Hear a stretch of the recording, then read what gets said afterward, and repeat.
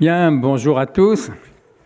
Je suis d'autant plus heureux d'accueillir le grand rabbin Chaim Korsia qu'il se trouve qu'il fait partie de mes amis.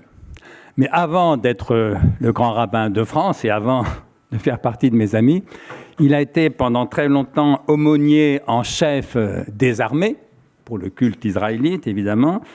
Il est toujours aumônier de l'école polytechnique. Et il est donc devenu le grand rabbin de France. Ça fait 8 ans. Il a été élu en 2014, réélu en 2021. Je disais qu'il fait partie de mes amis. Nous nous sommes rencontrés, fréquentés, découverts quand nous étions l'un et l'autre membres du CCNE, le Comité consultatif national d'éthique, dont nous avons été membres l'un et l'autre plusieurs années. Nous n'étions pas toujours d'accord. Soyons francs, nous n'étions pas souvent d'accord. Et j'ose dire que nous ne nous en apprécions que mieux. En tout cas, pour ce qui me concerne, j'ai très vite été séduit par l'intelligence évidente de Chaim, par son honnêteté intellectuelle, par sa rigueur, par sa vivacité d'esprit, par sa liberté d'esprit, par son humour. Et je ne doute pas qu'il fera preuve ce matin de plusieurs de ses très grandes qualités. Et donc tout ceci fait que sur une question très importante, que Jean-Claude rappelait que la question de notre rapport en tant que citoyen avec les différentes communautés religieuses de notre pays était une question évidemment décisive, eh bien nous sommes très reconnaissants à Chaim de venir nous présenter non pas le point de vue de la communauté juive, mais son point de vue en tant qu'individu. Je le remercie d'autant plus que vous allez peut-être voir qu'il lui arrive de tousser. Je rassure tout le monde, il n'a pas le Covid qu'il a eu il y a plus d'un mois. Il est simplement enrhumé. Mais donc, je ne l'en remercie que davantage d'avoir assumé son engagement. Chaim, la parole est à toi pour 45 minutes. Merci beaucoup, André. C'est une présentation formidable parce que, en fait, tout est dit avec, pour moi, la difficulté de parler devant des personnes dont je connais un certain nombre, dont un certain nombre m'impressionne, et en particulier le Premier ministre, pour lequel j'ai eu le grand honneur de partager le prix Edgar Faure. Alors, on pourrait dire que ça varie, ça tourne, c'est fluctuant, mais en fait, de partager ce prix avec vous, cher Monsieur le Premier ministre, c'était une façon de montrer que, oui, André, la foi a une part aussi dans la société. Il ne faut surtout pas que la foi dirige la société, c'est le principe même de la laïcité, mais en termes de transcendance, avec d'autres, elle a quelque chose à dire. Et je vais essayer de vous montrer comment la question qui m'a été posée sur l'avenir des Juifs de France, objectivement, avenir des Juifs de France, il y a toujours un avenir. Je pense que, quelle que soit la situation, quel que soit le lieu, l'époque, il y a toujours un avenir. Rose, pas rose, voilà. Ce qui me semble intéressant, c'est quel est l'avenir de la France. Parce que ce que je vais essayer de vous montrer, c'est qu'il y a une forme d'instinct lié entre les Juifs de France et la France. Et puisque tu as parlé de mon humour, me semble-t-il maintenant légendaire, mes chers amis, on va commencer directement par une petite histoire qui m'amuse beaucoup. C'est à l'époque de l'Union soviétique. Je sais pas, il y a le nom, j'espère qu'il n'y a pas un ambassadeur. Enfin, bref. À l'époque de l'Union soviétique. Et on annonce que le lendemain matin, à 10h, il y aura un arrivage de viande de Novosibirsk. Et donc à Moscou, immédiatement, 4h de l'après-midi, la veille, il y a une queue immense qui se forme. Il fait très froid. Tout le monde se gèle comme c'est pas permis. Et puis à 19h, il y a un énorme milicien qui sort et qui dit « Moins de viande que prévu de Novosibirsk, pas de viande pour les Juifs dehors. » Et les Juifs s'en vont. Et les autres continuent à faire la queue. Il fait très très froid. À 22h, le milicien sort et dit « Un peu moins de viande que prévu, tous ceux qui ne sont pas de Moscou dehors. » Pas de viande pour ceux qui ne sont pas de Moscou. Et ceux qui ne sont pas de Moscou sortent. À 11h, il ressort, il dit « Moins de viande que prévu, ceux qui ne sont pas nomenclatura dehors, pas de viande pour eux. » Ils sortent. Et à minuit, le milicien sort et dit « Pas de viande du tout de Novosibirsk, Donc, bien pas. Et les gens dans la file disent, c'est dégueulasse, hein. Les Juifs, toujours les premiers prévenus. En réalité, c'est que cette histoire m'a toujours fait hurler de rire. Mais elle dit quelque chose de ce qu'on appelait la théorie du colibri, qui était une théorie qui est très dangereuse pour les colibris. C'est pour ça que j'hésite à nous comparer les Juifs de France aux colibris. Qui dit que dans une mine, on mettait des colibris et dès que cet oiseau est particulièrement sensible aux émanations de gaz, dès qu'il y avait les oiseaux qui mouraient, eh bien, les gens savaient qu'il y avait un grisou qui se préparait et donc ils sortaient, les mineurs sortaient à toute vitesse. En gros, si on regarde l'histoire de France, chaque fois qu'il y a une situation catastrophique pour les Juifs ou difficile pour les Juifs, la situation est catastrophique pour le pays ou difficile pour le pays. Prenons 2 exemples. Le moment de l'affaire Dreyfus, c'est un moment de tension. La République peut basculer, c'est un temps de fragilité. Les ennemis de la République sont forts, se structurent. Je vous engage à lire le livre incroyable de Christophe Donner qui s'appelle « La France Goy », qui est une forme de réponse à la France juive de Drummond, qui montre comment tous les antisémitismes ont failli se coaguler autour de Drummond, puis Daudet, puis Maurras. Ça a failli réussir et on se rend compte qu'on n'est pas si loin aujourd'hui, avec une sorte de conjugaison, coagulation de différents antisémitismes, d'extrême droite, d'extrême gauche, d'où vous voulez. Mais en fin de quand vous faites tabasser parce que vous êtes juif, peu importe d'où viennent les coups sont les coups. Donc, au moment de l'affaire Dreyfus, la situation des Juifs est compliquée et la République vacille. Et puis en 1940, le statut des Juifs, la mise à l'écart des Juifs de la société, c'est la chute de la République. Et donc, on voit bien cette corrélation. Je peux vous la démontrer tout au long de notre histoire, de manière beaucoup plus longue. Mais regardez par exemple, qu'est-ce qu'incarnent les Juifs dans une société? Ils incarnent quelque chose d'étonnant, ce qui, à mon sens, est la plus grande part, la plus lumineuse de la France, le respect et l'intégration de la diversité. Parce que qu'est-ce qu'un Juif? C'est quelqu'un qui est le même que moi, mais qui n'est pas le même. Oui, quand quelqu'un est strictement différent, oui, voilà, il est différent, c'est comme ça.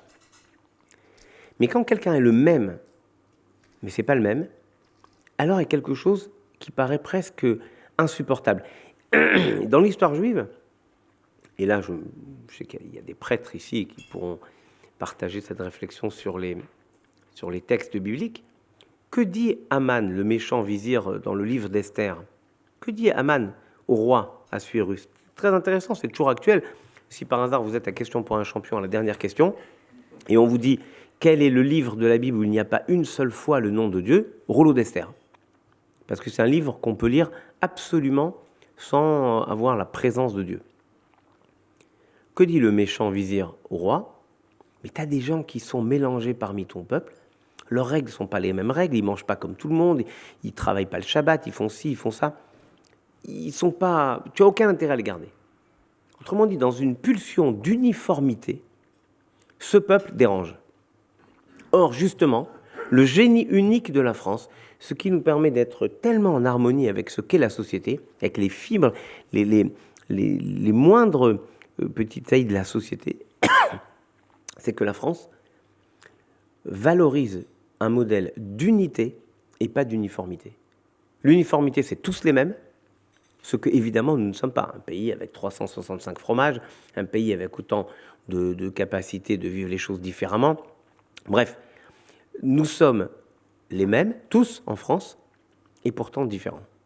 Eh bien, c'est exactement ce que prône le judaïsme. Et donc, il y a un destin lié pour moi entre l'avenir des Juifs de France et l'avenir de la France.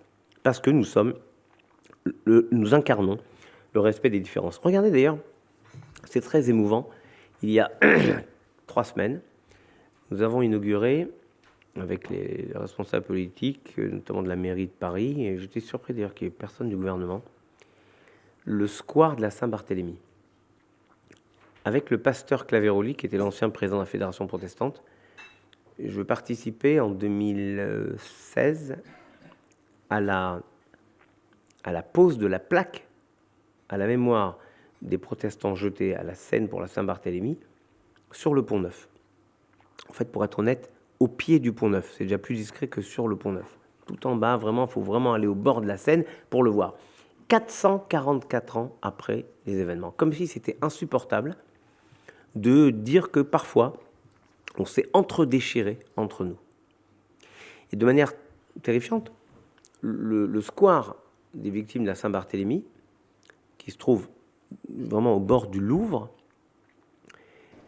côtoie le square des enfants déportés parce que ce sont en fait 2 crimes d'État. Chaque fois que la France refuse la diversité, elle se nie elle-même. Donc moi, si tu me permets, je transforme légèrement le titre que tu m'as proposé. Oui, je peux vous parler de l'avenir des Juifs de France, mais la réalité, c'est l'avenir de la France. Comment notre société peut se concevoir. Et d'ailleurs, j'avais lu le remarquable compte rendu de ce qu'avait fait Shem Sedin Hafiz, le recteur de la mosquée de Paris, ici même. Et c'était un peu son axe, lui. Comment la France, dans sa capacité, comme on va le voir dans quelques jours d'ailleurs, à reconnaître ce qu'ont fait les soldats musulmans pour libérer la France pendant la Première Guerre mondiale. Le fait que c'est la seule fois où l'État construit un lieu de culte. La mosquée de Paris est construite par l'État. On pose la première pierre en 22, elle est inaugurée en 24. C'est inconcevable pour les règles de laïcité. Et pourtant, l'État, dans une sorte de geste de reconnaissance, dit « mais ces hommes sont venus nous sauver, on leur doit ça ». Et je trouve que c'est formidable parce que c'est toujours une histoire de lien avec ce qui fait sens pour nous tous.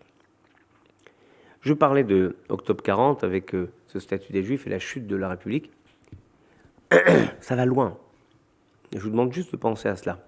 Le 8 novembre 1942, il y a le débarquement américain à Alger. 8 novembre 1942. Tous les Juifs en Algérie qui avaient été exclus de la fonction publique, exclus des écoles. Les écoles. Bon, les profs aussi avaient été exclus des écoles, ce qui fait que les profs donnaient cours aux jeunes.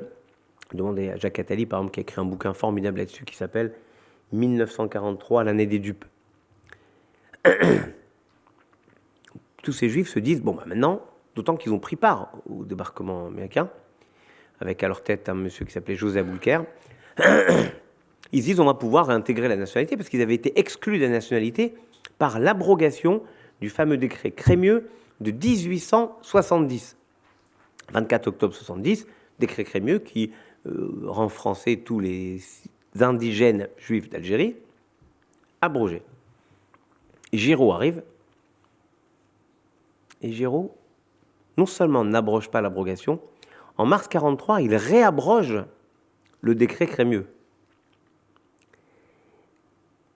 Il va en Amérique faire une tournée, et le 13 juillet 1943, il dit la chose suivante: tout n'est pas à rejeter dans la Révolution nationale. En réalité, ce qu'il ne voulait pas rejeter dans la Révolution nationale, c'est la mise à l'écart des Juifs. Ça lui est fatal. Le général de Gaulle, en gros, l'emporte dans ce bras de fer entre lui et Giraud. Et en octobre 1943, le général de Gaulle abroge l'abrogation du décret Crémieux, et les Juifs, pas redeviennent français, ont la possibilité de s'engager pour les combats pour la libération de la France. C'est tout ce qu'ils voulaient. Donc c'est toujours une question de retrouver ce qu'est la France dans ce cas-là de plus profond. Le respect et l'intégration de toutes les différences pour, là en l'occurrence, le succès des armes de la France, mais de manière plus large, pour la réussite de ce qu'est la France. Comment ça se fonde, cette façon d'être différent et d'être avec tout le monde? Avec une règle simple que le Talmud a dictée, donc le Talmud, ça a plus de 2000 ans. En araméen, c'est Dina de Malchuta Dina. La loi de l'État à force de loi. Je suis comme vous tous, et vous toutes, soumis aux mêmes lois de l'État. Une loi s'impose à nous. Et je vais vous en donner un exemple frappant, je dirais même un peu violent. La tradition juive, c'est d'enterrer les personnes en pleine terre. C'est comme ça. Pas de cercueil, il y a un linceul, et on enterre la personne. Moi, je suis rabbin, et je fais des obsèques depuis que je suis rabbin. Mais j'ai toujours fait des obsèques en France. Jamais fait d'obsèques ailleurs. Et donc en France, j'enterre en fait un cercueil. Et je me suis rendu compte, quand j'ai eu malheureusement le devoir d'aller en Israël pour l'enterrement d'un proche, et là j'ai vu pour la première fois un enterrement conforme aux règles du judaïsme. C'est-à-dire le corps enveloppé d'un linceul, mais dont vous voyez la forme. Parce que le linceul, il n'empêche pas de voir la forme du corps. Et là, je me suis dit à quel point j'étais profondément français dans toutes les fibres, même de ma foi, puisque j'avais intériorisé le fait que la loi de l'État impose de mettre un cercueil, et donc nous mettons des cercueils tout le temps, et que de retrouver la vision originale de ce qu'est le judaïsme me choquait. Et je me suis rendu compte à quel point, en fait, le cercueil nous protège. Parce que quand on réfléchit bien, qu'est-ce qu'on a devant nous? On a une boîte. Et ça protège de la vision du corps, ça met à distance, pour peu que ce soit quelque chose de très émouvant pour la personne. Ça n'empêche pas la peine, tout ce qu'on veut, mais la réalité, c'est que ça met une distance. Et donc, vous voyez, ce principe, il est fondamental. La loi de l'État, si elle a, là en l'occurrence, c'est des questions sanitaires, eh bien la loi de l'État s'impose à tous. Une fois qu'on a expliqué ça, on peut avoir des règles différentes. Je peux manger différemment de vous, mais je mange avec vous. Je peux penser différemment, mais je pense avec vous. Je peux même avoir tort parfois. Je le reconnais très rarement. Mais lorsque nous étions ensemble au Conseil national éthique, moi, ce que j'ai aimé dans cette rencontre, de tous d'ailleurs, c'était la capacité qu'on avait à faire mourir une part de sa vérité pour recevoir la vérité des autres. Si on ne fait pas ça, ce travail de comparaison de la raison. Alors après, la foi nous dit, oui, d'accord, la raison, elle dit ça, mais la foi, elle dit autre chose peut-être. Mais ça n'empêche pas que la raison pose un primat qui est, bah, écoute, en attendant, on fait comme ça. Et il faut accepter d'entendre les arguments de l'autre. Donc en fait, la loi de l'État à force de loi, c'est le primat de la loi collective sur la loi individuelle. C'est la seule façon de permettre à des gens différents de vivre ensemble. Et regardez comment le dit le Talmud dans un livre qui s'appelle « Les Maximes des Pères », qui est un livre un peu d'éthique, la sagesse juive, qui est un livre formidable. « Les Maximes des Pères ». Il fait une sorte de tension éthique entre deux phrases. Première phrase, c'est « Si moi je ne suis pas pour moi, qui le sera ?» Si je ne m'occupe pas de ce qui est important pour moi, qui va s'occuper? Donc il faut s'occuper de soi. Il faut faire les choses. La phrase suivante, mais quand je suis que pour moi, que suis-je? Un égoïste.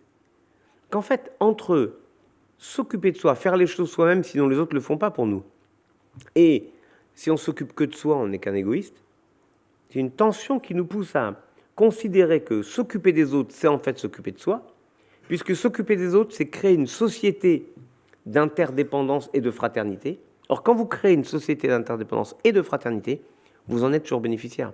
C'est toujours le même principe. Et il y a un très beau psaume, je ne vais pas vous la jouer rabbin, mais quand même un peu, je suis un peu rabbin, donc je vous cite un psaume une fois, c'est bon, on n'en parle plus. Psaume 91 qui dit l'Éternel, voilà, tiens, c'est bien ça. L'Éternel, Hachem, mot à mot, l'Éternel est ton ombre à ta droite. Mais c'est pas exactement comme ça. Mot à mot, c'est l'Éternel est ton ombre à ta main droite. Regardez ma main droite. Là. Et vous voyez l'ombre de ma main là-haut.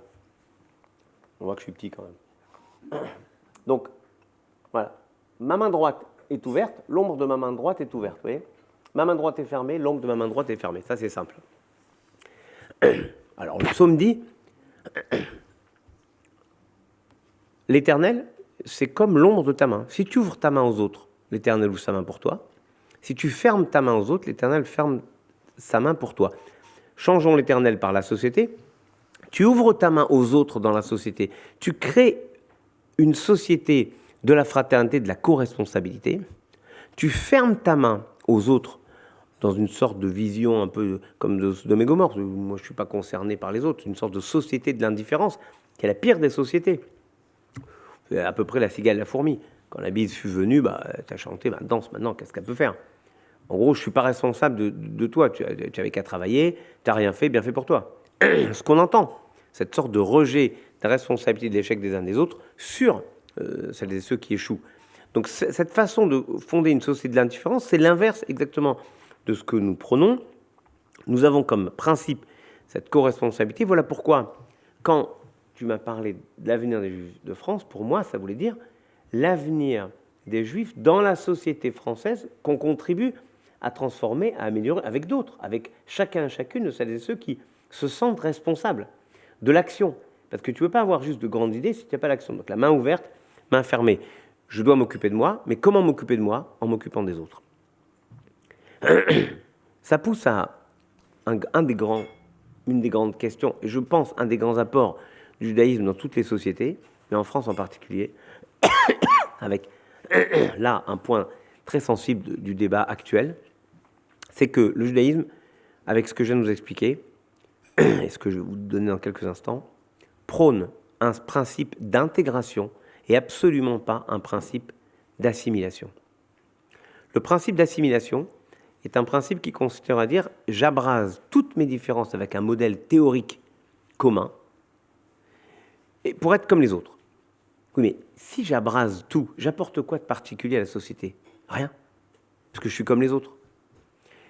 L'idée de l'intégration, c'est chacun apporte ce qu'il est dans un ensemble, son génie propre, et il le met au service de ce qu'est une collectivité. C'est intéressant parce qu'en hébreu, le mot France se dit Tsarfat.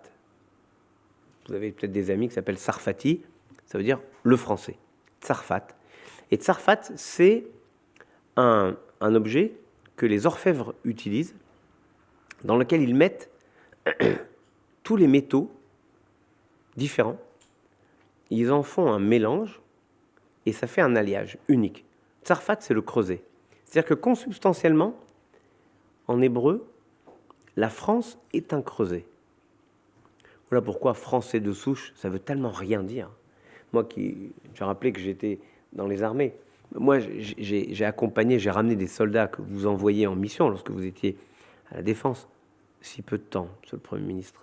Mais après, aux affaires étrangères et ailleurs, vous envoyez ces militaires. Moi, je les accompagnais, je les ramenais.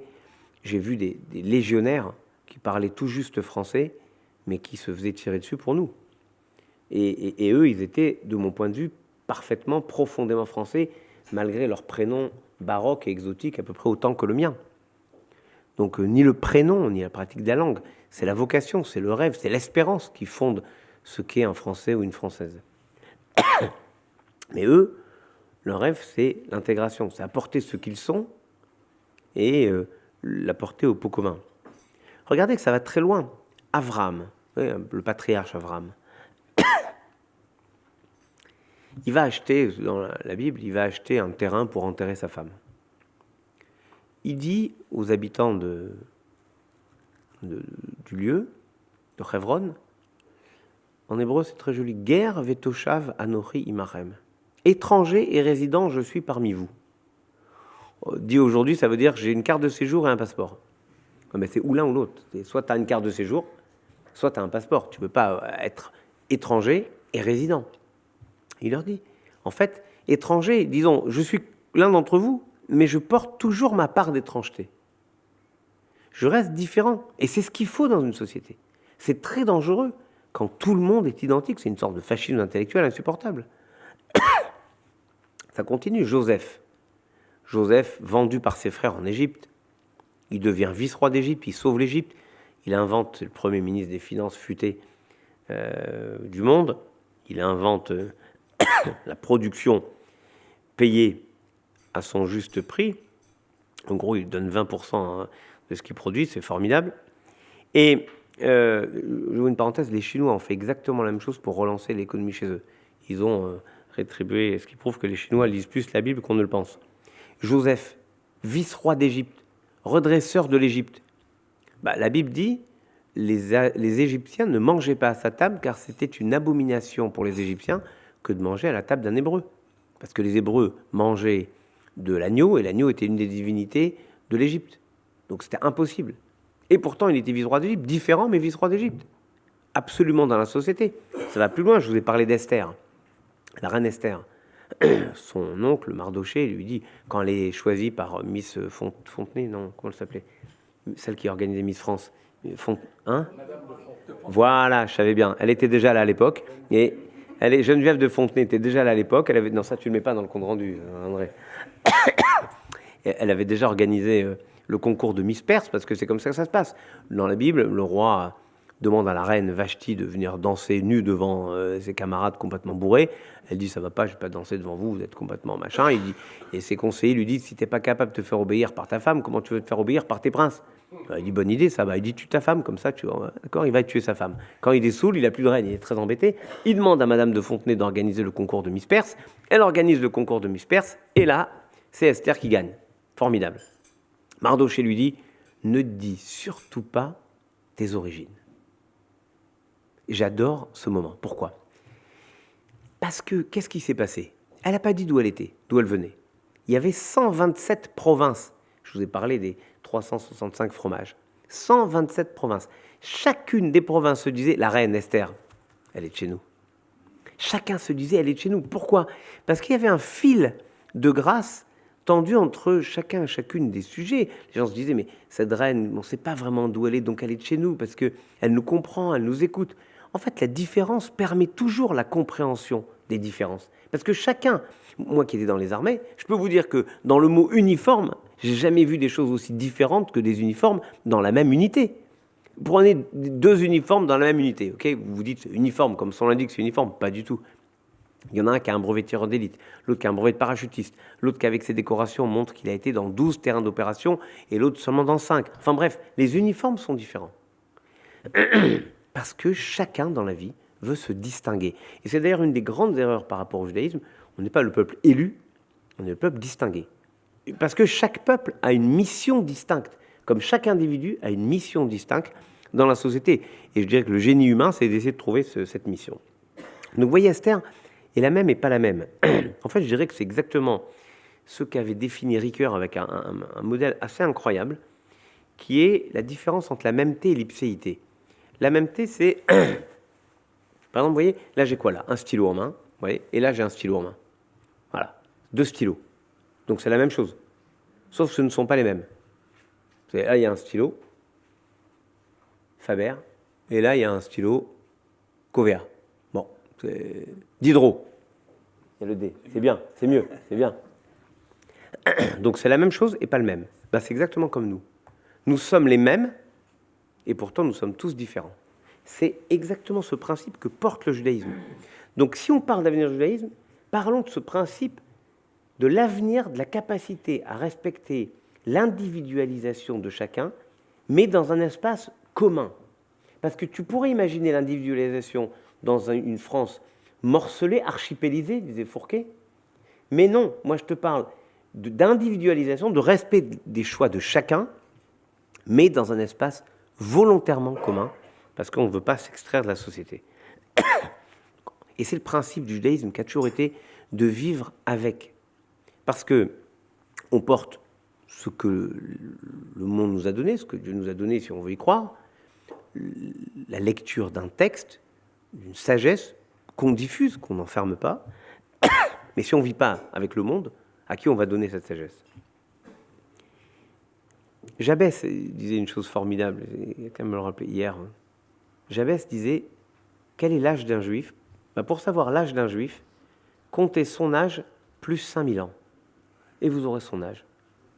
Une sorte de transmission aussi de cette mémoire des temps. Aujourd'hui, je crois qu'on a besoin d'avoir ce recul des temps pour comprendre les enjeux de demain, les enjeux du futur de la société française. Par exemple, c'est quelque chose de très simple, hein.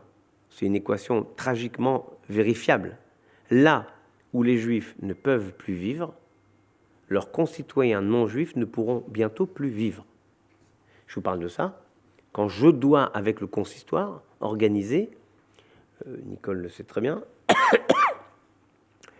des familles qui ne peuvent plus vivre, par exemple, difficilement, tel ou tel endroit. Je ne vais pas stigmatiser telle ville ou telle ville, mais il y a des mouvements de population qui sont lourds. Alors là, c'est ancien. Luc Ferry me disait, il était ministre de l'Éducation en 2002, Luc me disait, dans le 93, à part Pavillon-sous-Bois et le Raincy, il n'y a plus d'enfants juifs dans le public dans ce département. Voilà pourquoi ils vont dans les écoles privées juives, dans les écoles privées catholiques, dans les écoles privées laïques, mais dans le public, c'est compliqué.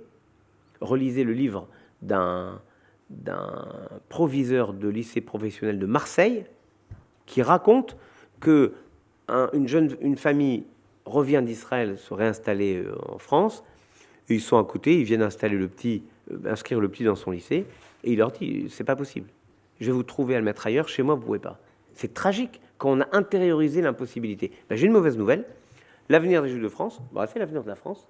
C'est-à-dire, si tu sais qu'il y a des endroits où les Juifs ne peuvent plus vivre, ce sera impossible à vivre très peu de temps après pour d'autres. C'est ma fameuse histoire de la viande de Novosibirsk. C'est annonciateur de quelque chose, d'où l'enjeu, par exemple, d'écouter, même avec 20 ans de retard, on a pris 20 ans de retard, d'écouter cette sorte de prophétie d'un livre qui s'appelait Les territoires perdus de la République, qui date de 2002, que personne n'a voulu entendre, personne n'a voulu lire, que tout le monde a rejeté comme étant des folies, des lucubrations complètement inconséquentes. Faux. Les territoires perdus de la République expliquaient déjà cela en 2002, et on est 20 ans après, on n'a pas bougé. Je vais vous donner un exemple simple. Là, mercredi qui vient, c'est Kippour.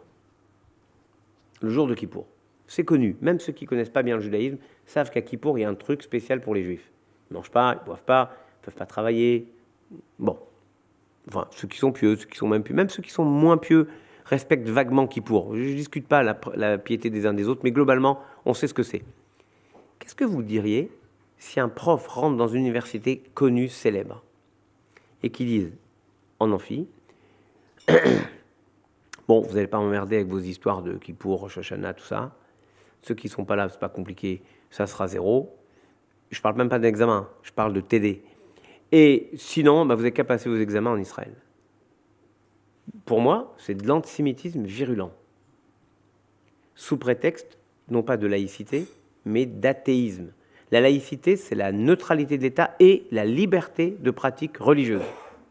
Une liberté de pratique religieuse. Qu'est-ce qu'il y a de compliqué à comprendre dans liberté de pratique religieuse?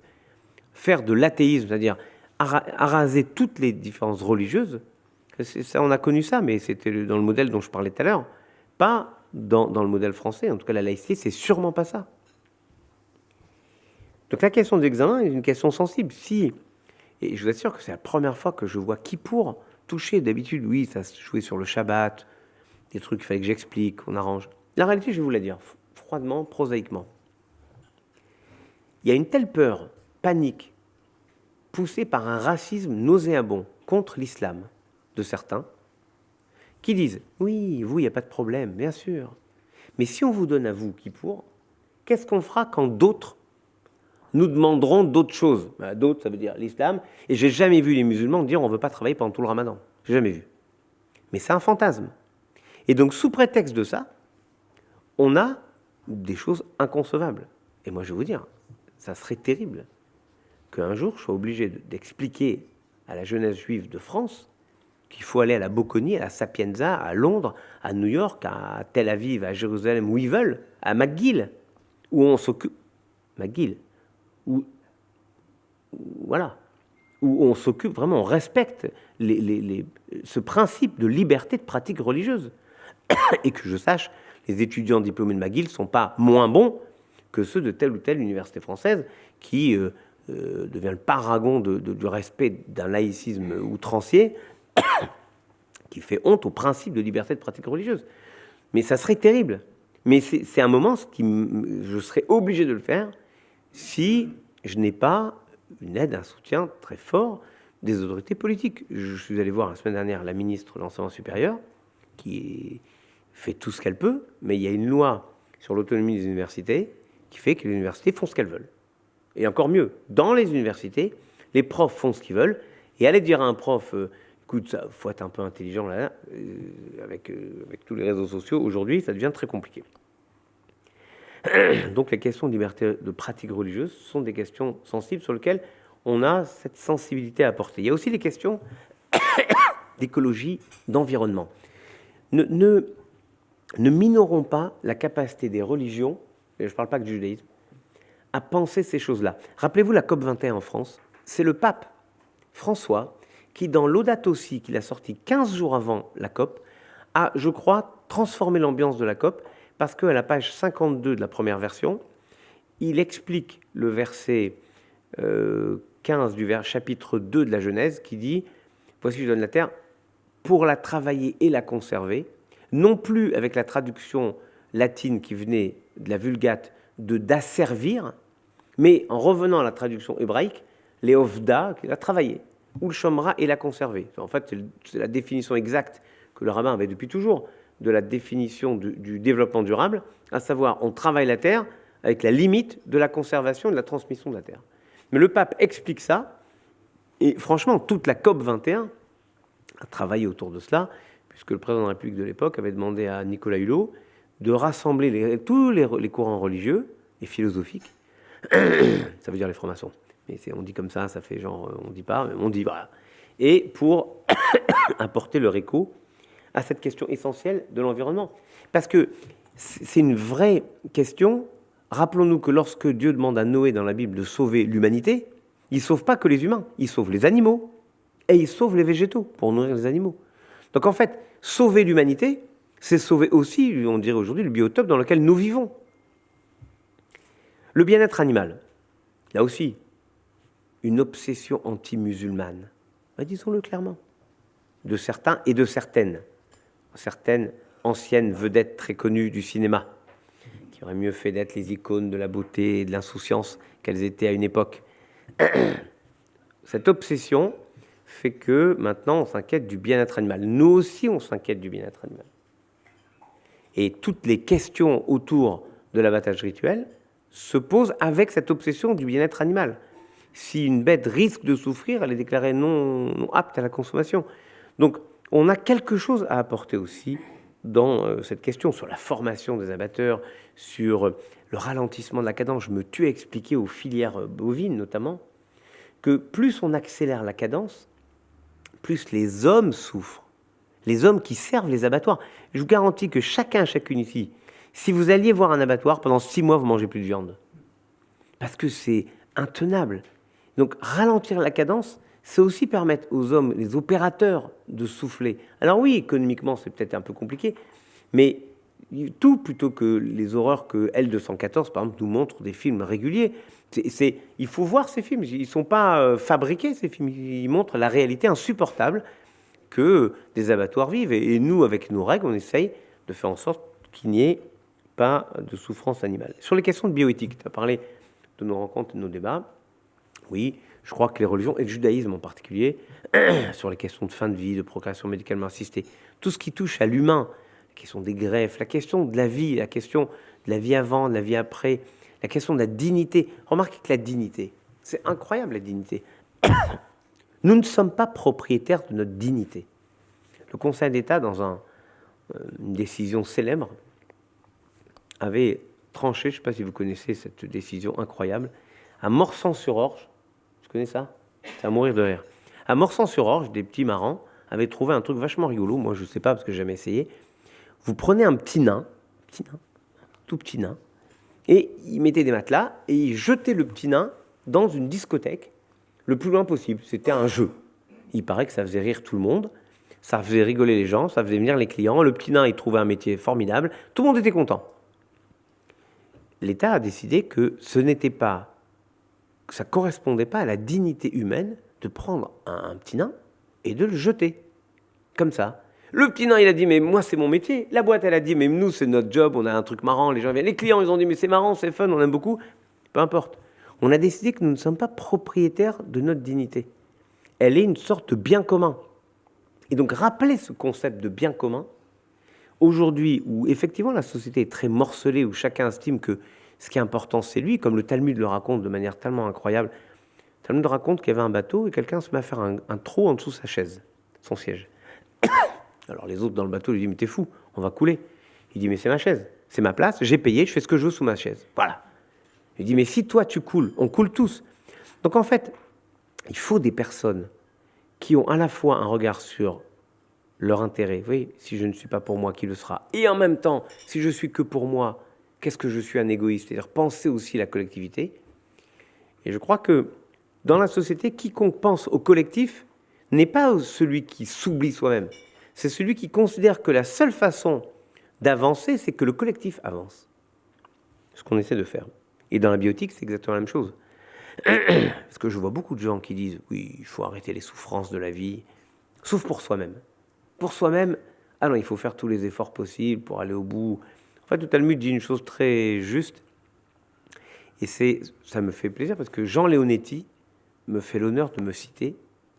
Voilà, c'est typiquement ce genre d'apport de la pensée croisée. Le Talmud raconte l'histoire d'un rabbin qui s'appelait Rabbi Yehuda, qui était agonisant, et les anges dans le ciel priaient pour qu'il les rejoigne au ciel, mais ses élèves sur terre priaient pour qu'il reste avec eux sur terre. Et les prières des uns annulaient les prières des autres. Une sorte d'acharnement textuel, si vous voulez, acharnement thérapeutique textuel. Ouais.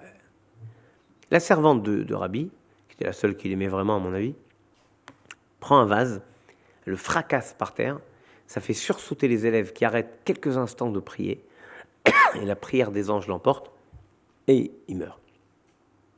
En fait, on ne peut rien faire. On ne peut pas tuer quelqu'un d'une manière ou d'une autre, mais on peut arrêter de s'obstiner. Mais ce qu'elle a voulu, c'est arrêter ses souffrances.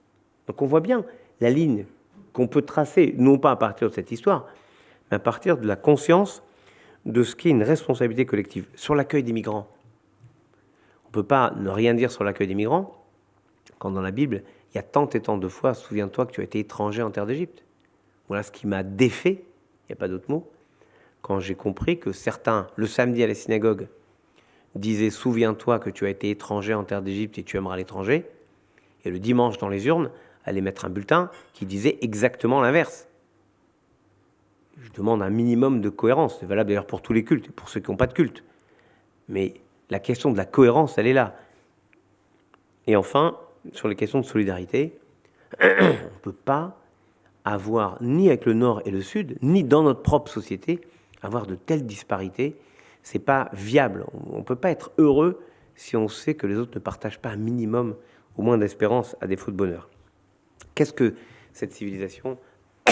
Et je vais conclure avec une contradiction avec Léo Strauss, qui estimait que Athènes et Jérusalem étaient irréconciliables.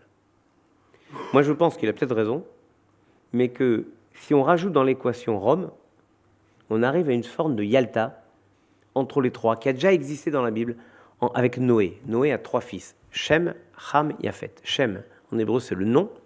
Ham, le chaud, la pulsion. Yafet, le beau. Le beau, vous voyez bien qui c'est Athènes, la beauté. La pulsion, c'est Rome. Et le nom, c'est Jérusalem. Que fait Noé? Il a des enfants différents. Il leur dit pas, toi tu seras le chef, toi tu seras le deux. Il leur dit, vous allez conjuguer vos forces. Toi, la pulsion, tu vas être au service du beau et du bon. Sans pulsion, sans désir, il n'y a rien. Il n'y a rien sans désir. La beauté, c'est un objectif, mais uniquement si c'est dans le rêve de la bonté. Et donc, on installera la beauté dans l'attente de la bonté. En fait, il trouve comment mettre en synergie, c'est-à-dire, comme l'aurait dit Maurice Godelier, faire société. Vous voyez ? Faire société aux trois. Et moi, je crois que le judaïsme a ce site particulier qui cherche toujours à faire société avec les autres, jamais en s'enfermant. C'est pas nous qui nous sommes mis dans les ghettos ou dans les mélas selon les lieux. On a toujours voulu vivre avec les autres. J'étais récemment à Aubernais, oui, en Alsace. C'est compliqué de se dire, il y a une époque où il y avait une cloche qui sonnait. À ce moment-là, les Juifs devaient sortir de la ville et habiter dans tous ces petits villages autour de Strasbourg, pas dans Strasbourg. Le judaïsme n'a jamais voulu être à l'écart. On l'a mis à l'écart, mais sa position naturelle, c'est d'être au cœur des sociétés avec les autres. Parce que les psaumes le disent, avec toi, je suis dans la souffrance, on partage ce que tout le monde vit. Et donc, si on arrive à avoir cette vision du bien public, on arrive à donner sens à quelque chose que je voudrais vous raconter du Talmud qui se trouve dans Sanhédrin. Un très beau passage. Il y avait avant que le temple ne soit à Jérusalem, l'Arche Sainte était dans un petit village qui s'appelait Shiloh. Et à 5000 de là, il y avait un temple idolâtre. Et donc quand les sacrifices étaient faits au même moment sur le temple idolâtre et sur le temple de Dieu, les fumées montaient au ciel et elles se mélangeaient quand elles arrivaient au ciel. Et le Talmud raconte que les anges du service divin disent à Dieu, mon Dieu, tu veux qu'on aille éclater le temple idolâtre là qui pollue tes fumées? Dieu leur dit, calmez-vous. Malheureusement, les gens entendent peu les appels de Dieu à calmer les excités, même les anges. Et donc, il leur dit, calmez-vous, le culte idolâtre, oui, d'accord, ils font de l'idolâtrie, ok. Le culte idolâtre consiste à mettre de la nourriture devant l'idole Mira. Mais cette nourriture, ce sont les pauvres et les gens de passage qui la mangent, ils en ont besoin, laissez faire. Au fond, une façon de dire, ils vivent quelque chose qui n'est peut-être pas conforme à la religion, mais ça amène du bien commun, alors laissons faire. Non seulement laissons faire, aidons-le à faire. Et c'est ce que fait l'État. Si vous faites un don à une synagogue, à une église, à un temple, à une mosquée, à une pagode, l'État défiscalise 66% de votre don. Vous croyez pourquoi? Pour les beaux yeux du rabbin, du pasteur, de l'imam ou du curé? Pas du tout. Parce que l'État sait bien que quand on s'occupe de quelque chose, on s'occupe de toute la société. Et ça fait du bien commun. Et moi, je pense que quel est l'avenir du judaïsme en France, ou quel est l'avenir de la France? C'est revenir aux fondamentaux qui sont l'intérêt commun et qu'on a trop morcelé notre société. Et qu'à trop morceler la société, on devient des clans et qu'il faut être capable de refaire famille, de refaire société. Voilà ce qu'a toujours été le rêve du judaïsme. Et j'ai parlé de Joseph qui était différent en Égypte. Joseph, qui va être trahi par ses frères, vendu par ses frères. Son père, Jacob, lui dit « Va retrouver tes frères ». Il sait qu'il n'aime pas. Il va, il rencontre un homme, il lui dit « Où tu vas ?» Il lui dit « Ce sont mes frères que je cherche ». Je crois que le judaïsme pourrait dire aujourd'hui « Ce sont mes frères que nous cherchons ». Nous cherchons la fraternité avec tous nos concitoyens, parce que sans fraternité, et on l'a oublié parce que la République a mis l'accent sur la liberté et l'égalité, mais on a vu en 2015 à quel point la fraternité était vitale, parce que brusquement on s'est dit mais c'est de cela dont nous manquions. Donc réinvestir le champ de la fraternité, c'est réinvestir le champ d'un avenir possible, et pour la France, donc pour les Juifs de France.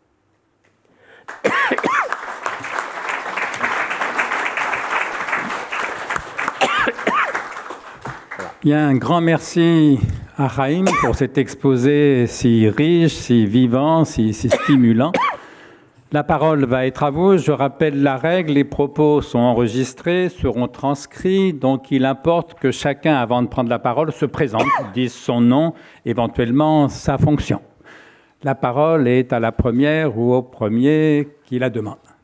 Henri Pijat, j'ai longtemps dirigé l'agence France Presse. Et c'est peut-être par rapport à l'information que je voudrais vous poser, Monsieur le Grand Rapin, une question. Vos propos me font penser à un thème tout à fait actuel qui est celui de la crise de la démocratie.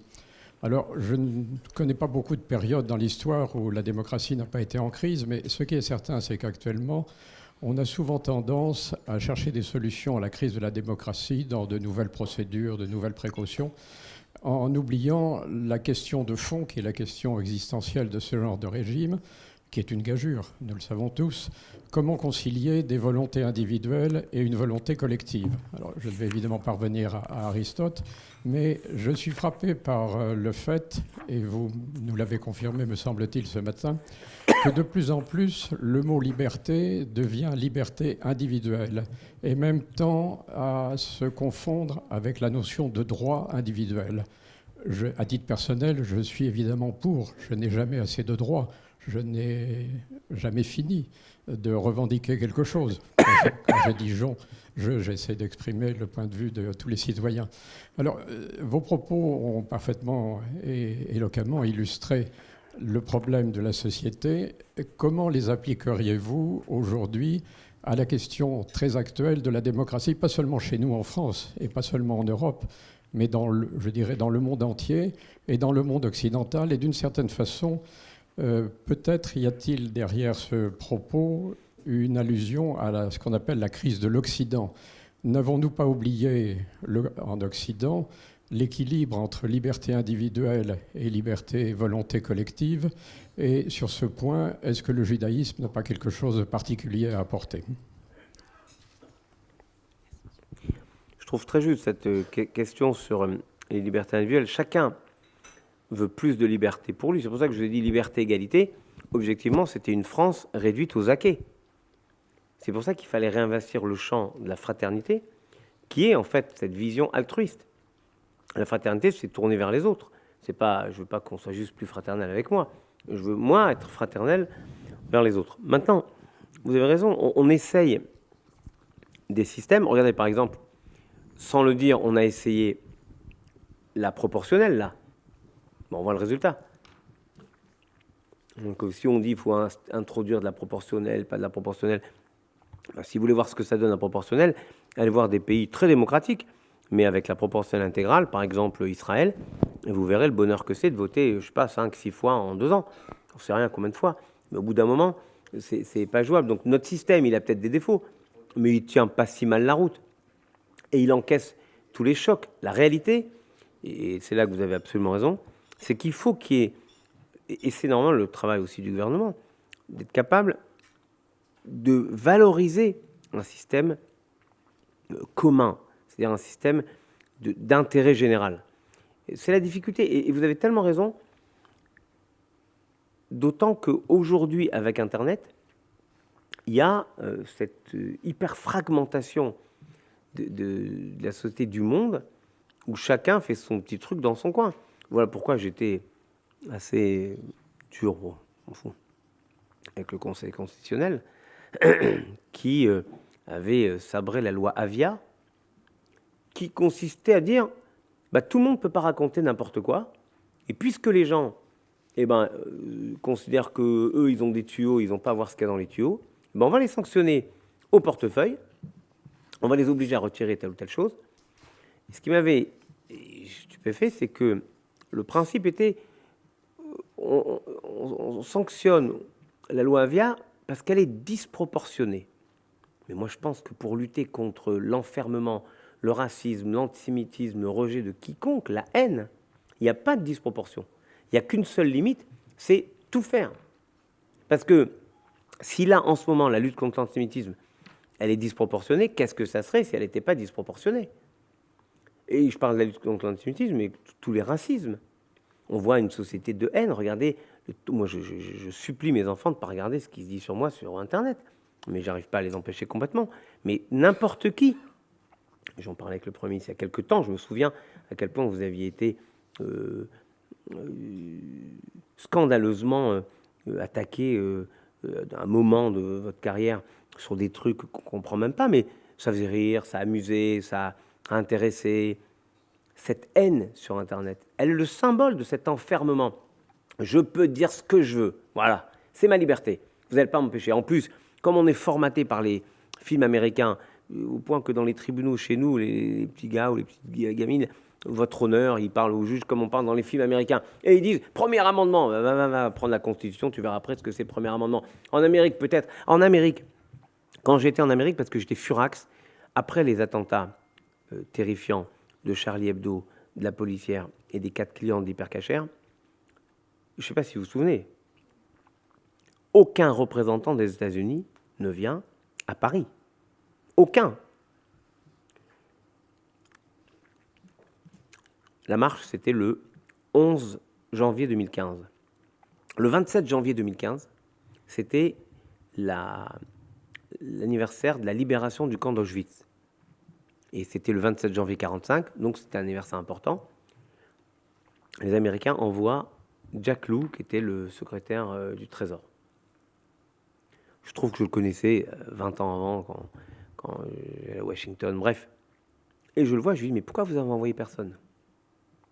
Il me dit, donc on s'est vu là-bas, à Auschwitz. Enfin, on s'est vu à Paris, on était ensemble à Auschwitz.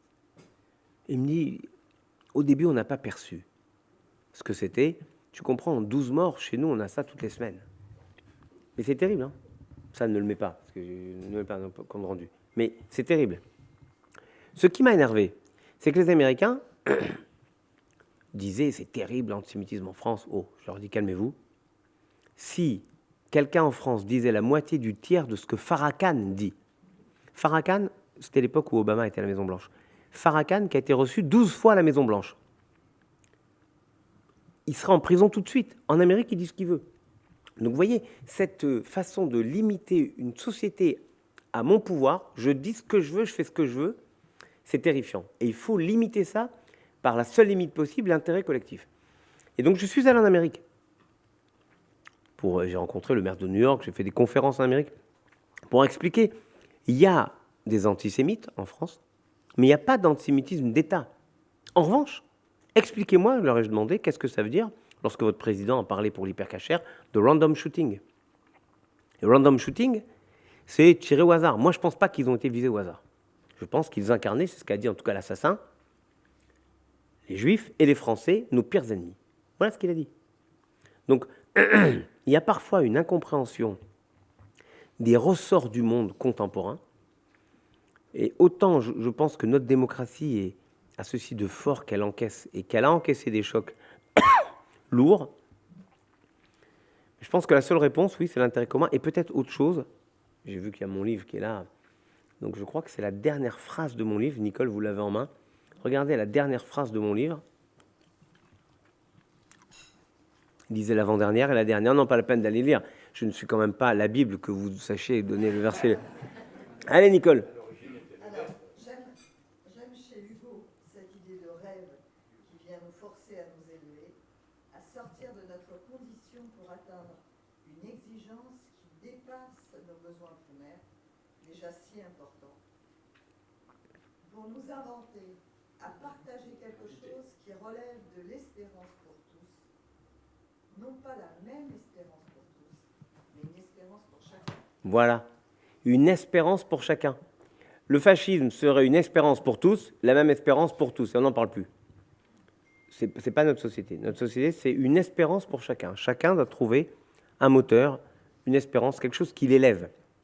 En fait, c'est le travail incroyable d'une société d'être capable de produire cela. Et c'est peut-être ça le véritable défi démocratique qui est le nôtre. Oui, Alain Granger-Cabane, président de l'école alsacienne. Tout d'abord, merci, cher Haïm, pour cette planche pleine de dynamisme et d'optimisme. Je voudrais revenir, cependant, plus précisément au thème du jour, les Juifs en France.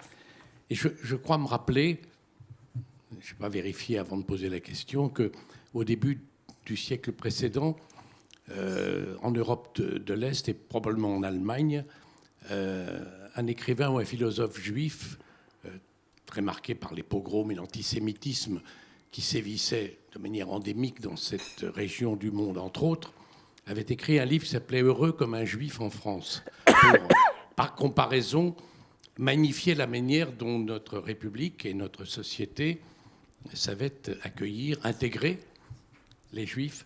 Est-ce qu'on pourrait encore écrire aujourd'hui « Heureux comme un juif en France » ?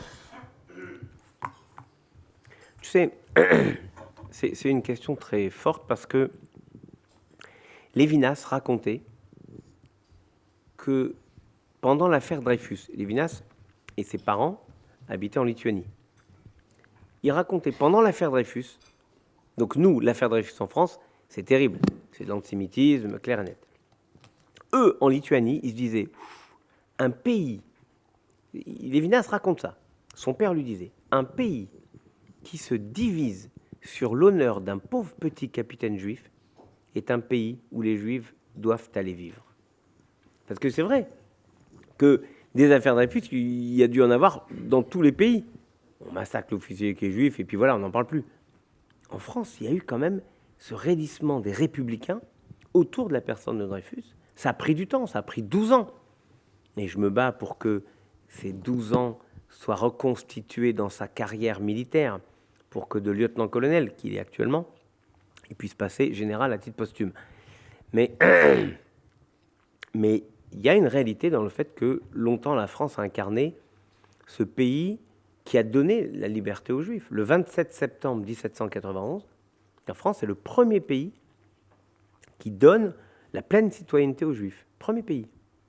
Avec un cheminement qui prend du temps, mais des avancées importantes. Et puis, cette évidence que chacun, chacune peut servir le pays en étant pleinement dans sa foi et pas minoré dans sa citoyenneté sous prétexte qu'il est juif. C'est important. Aujourd'hui, je pense qu'on peut évidemment le dire aussi, parce qu'il y a la réalité et puis il y a la perception. Les gouvernements, tous les gouvernements, ont toujours été à la pointe du combat contre l'antisémitisme. La question est toujours. La question est comment faire les choses différemment. Vous savez comment ? Il faut que ça devienne une question collective. Et je vais vous donner un exemple, je parlais de l'Alsace tout à l'heure. En Alsace, va savoir pourquoi, il y a une épidémie de profanation de cimetières juifs. Qu'ont fait les Alsaciens, les bons Alsaciens ? Ils ont fait littéralement des milices de citoyens et de citoyennes qui tournent de nuit autour des cimetières juifs pour les garder, pour être littéralement les gardiens de leurs frères. Mais j'ai trouvé que c'est formidable. Alors on a mis des caméras, on a fait des trucs, ok, tout ça c'est fait. Mais tant qu'il n'y a pas une mobilisation, ça ne peut pas fonctionner. Quelqu'un se fait agresser dans la rue, insulter, voilà. Peu importe le racisme, quelqu'un se fait insulter dans la rue. Personne ne bronche. Ils se disent, il n'y a que des racistes. Quelqu'un se fait agresser de la même façon. Et quelqu'un vient repousser ou spiller l'insulteur. Non, mais vous n'avez pas honte, c'est inadmissible, machin. Ils se sentent protégés par la société. C'est donc pas tant le mal que les méchants font, que le silence des autres qui est perturbant. Donc, est-ce qu'on peut dire aujourd'hui heureux comme un juif en France? C'est à nos concitoyens non juifs qu'il faut le demander.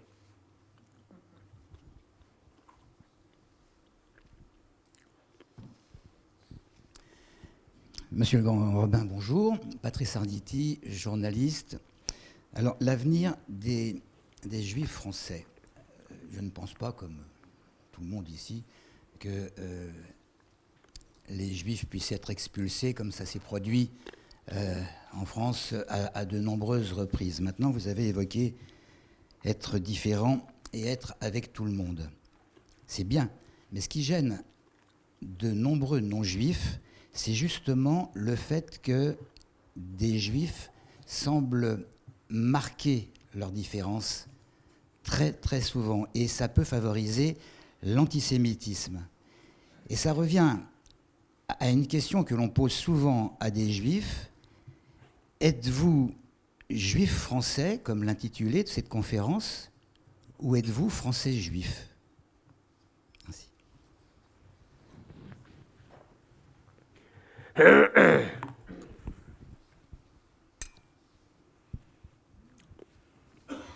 Moi, je suis français, juif, lyonnais, supporter du Paris Saint-Germain, aviateur.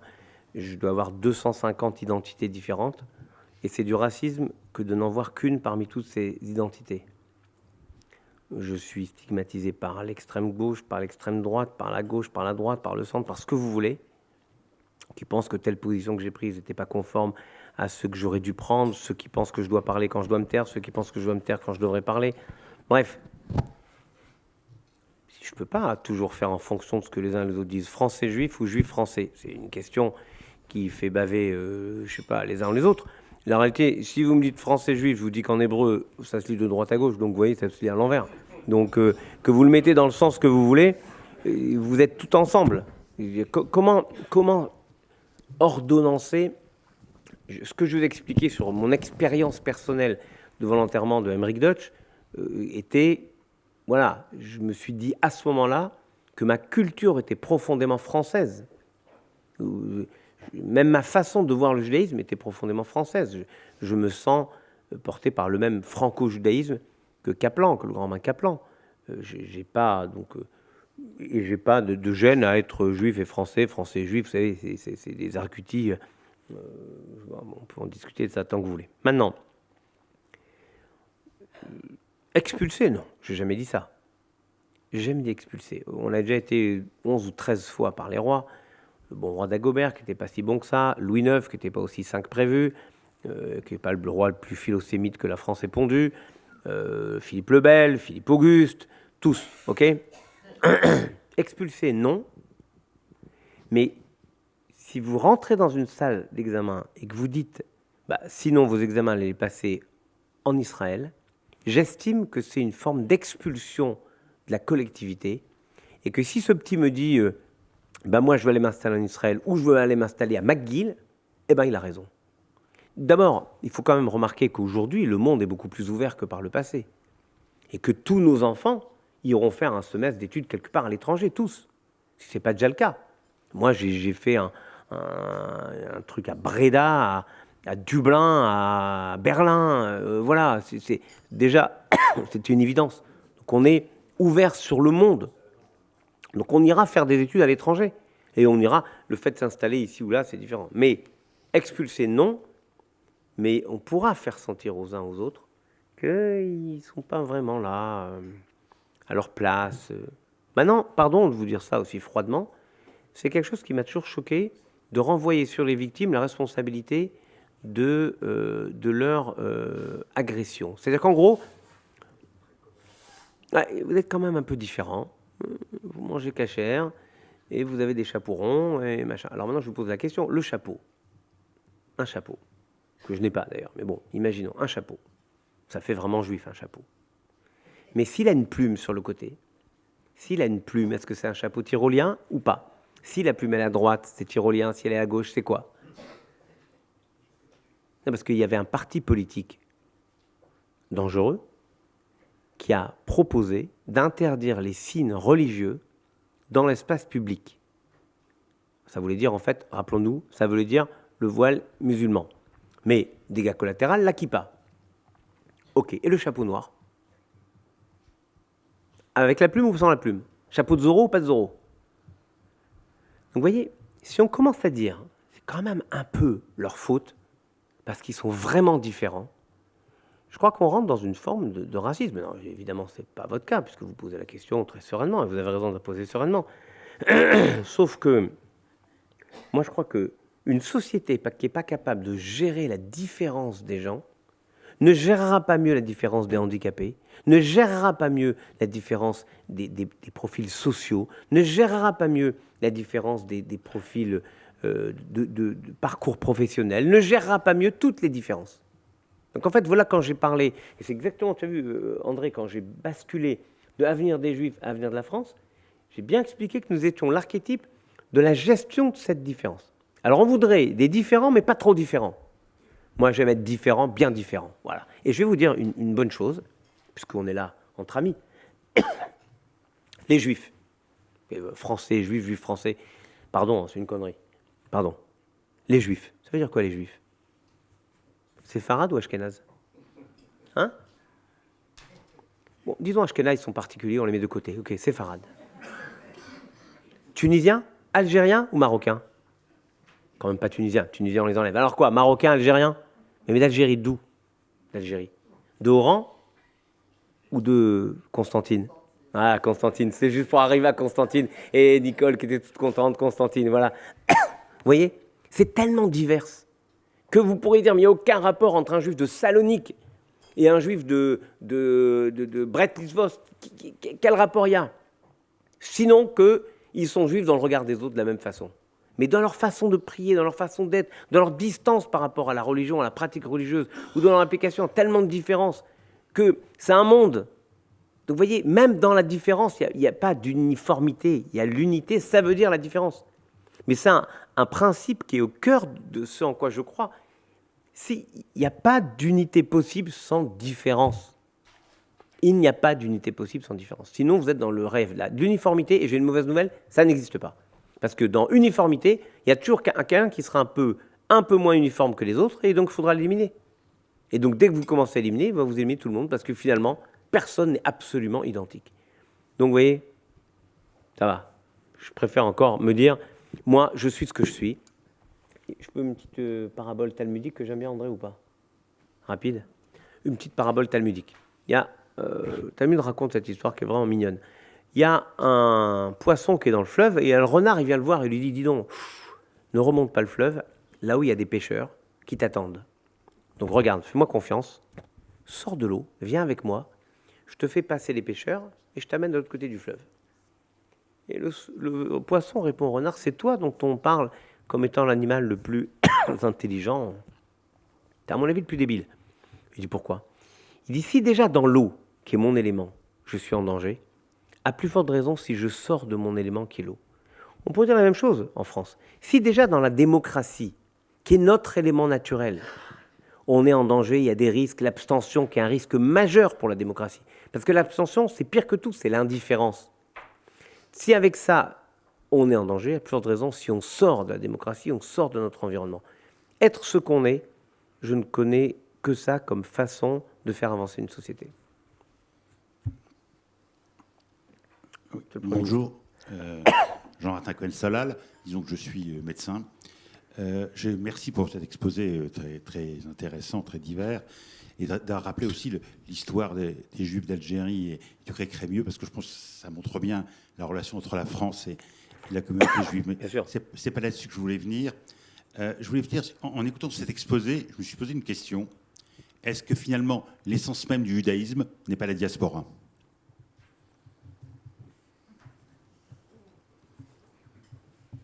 Moi, je vous dis, je ne sais pas ce qu'il a comme spécialité, mais il est formidable. Mais oui. Oui et oui. Et je veux vous le démontrer. C'est quoi l'épicentre du judaïsme? Allez-y. Allez-y. Quel est l'endroit qui est l'épicentre du judaïsme? Jérusalem. Là, vous me faites plaisir. C'est un peu faillot, mais c'est bien. Bravo. Eh bien, j'ai une mauvaise nouvelle. C'est vrai, hein, c'est archi vrai.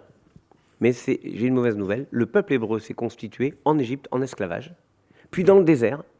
Et puis, 2 tribus et demie sur 12, c'est quand même pas mal. 2 tribus et demie, Gad, Réhouven, la moitié de la tribu de Ménaché, ont refusé de rentrer en Terre Sainte en disant « Moïse, écoute, Moïse, c'est bien la Terre Sainte, le lait, le miel qui coule, tout ça, c'est formidable.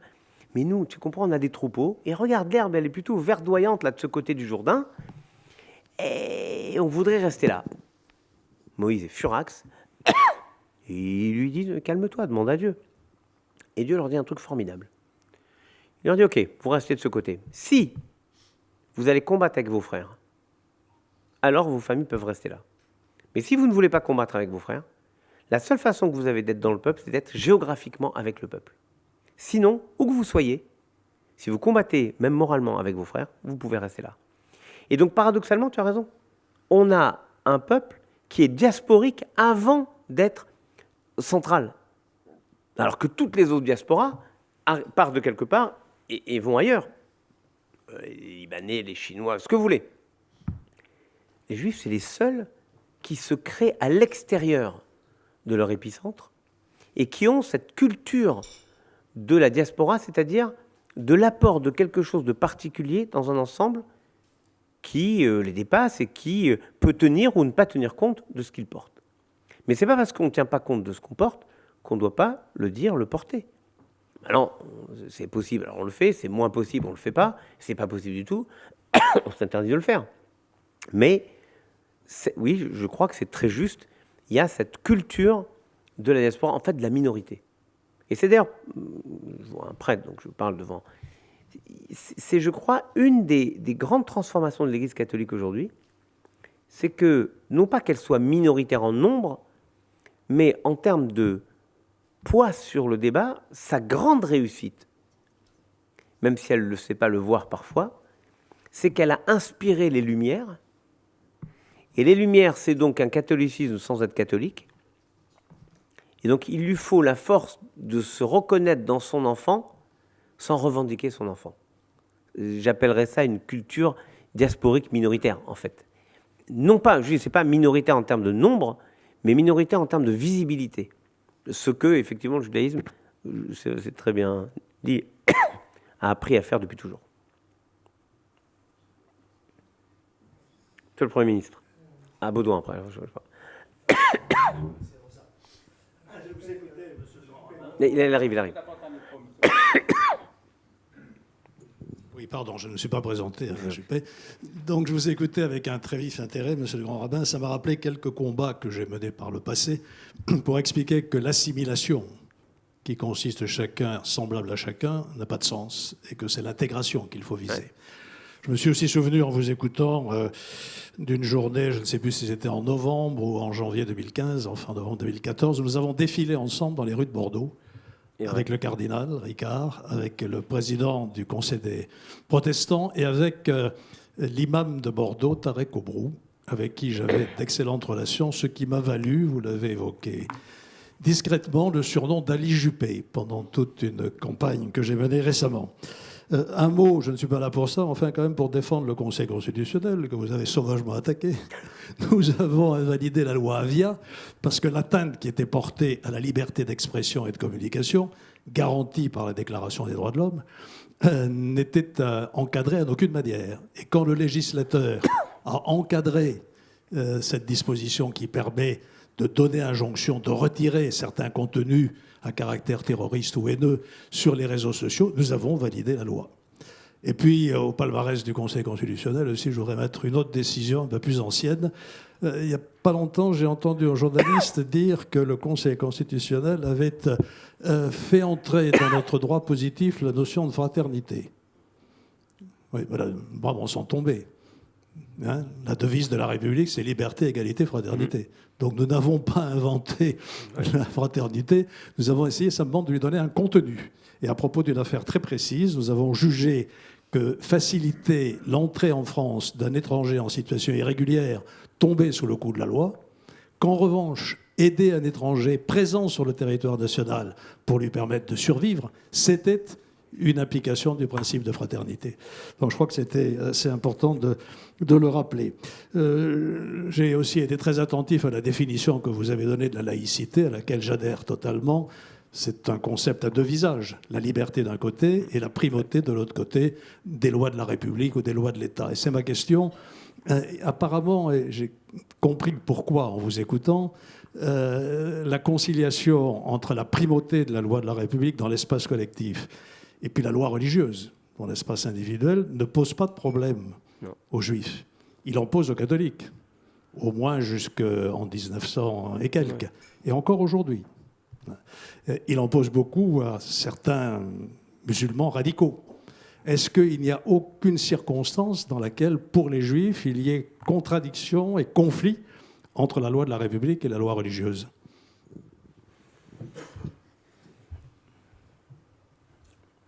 J'en vois pas. Honnêtement, j'en vois pas. Et d'ailleurs, vous étiez à la manœuvre pour éviter ce genre de choses, puisque j'ai souvenir, il y a très longtemps, il n'y avait pas encore les facilités de vote par procuration qu'il y a maintenant.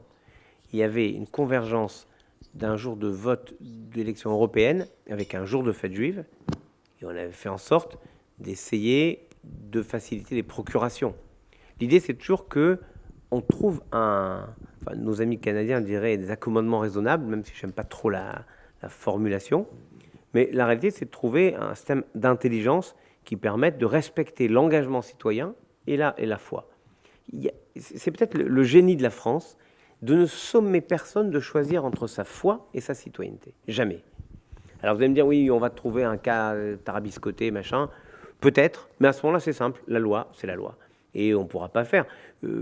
Par exemple, là, mais ça arrive à tout le monde. Il y a une élection, vous ne pouvez pas voter, vous demandez à quelqu'un de voter pour vous. Techniquement, vous ne votez pas, vous ne pouvez pas, mais quelqu'un vote pour vous, donc vous vous exprimez.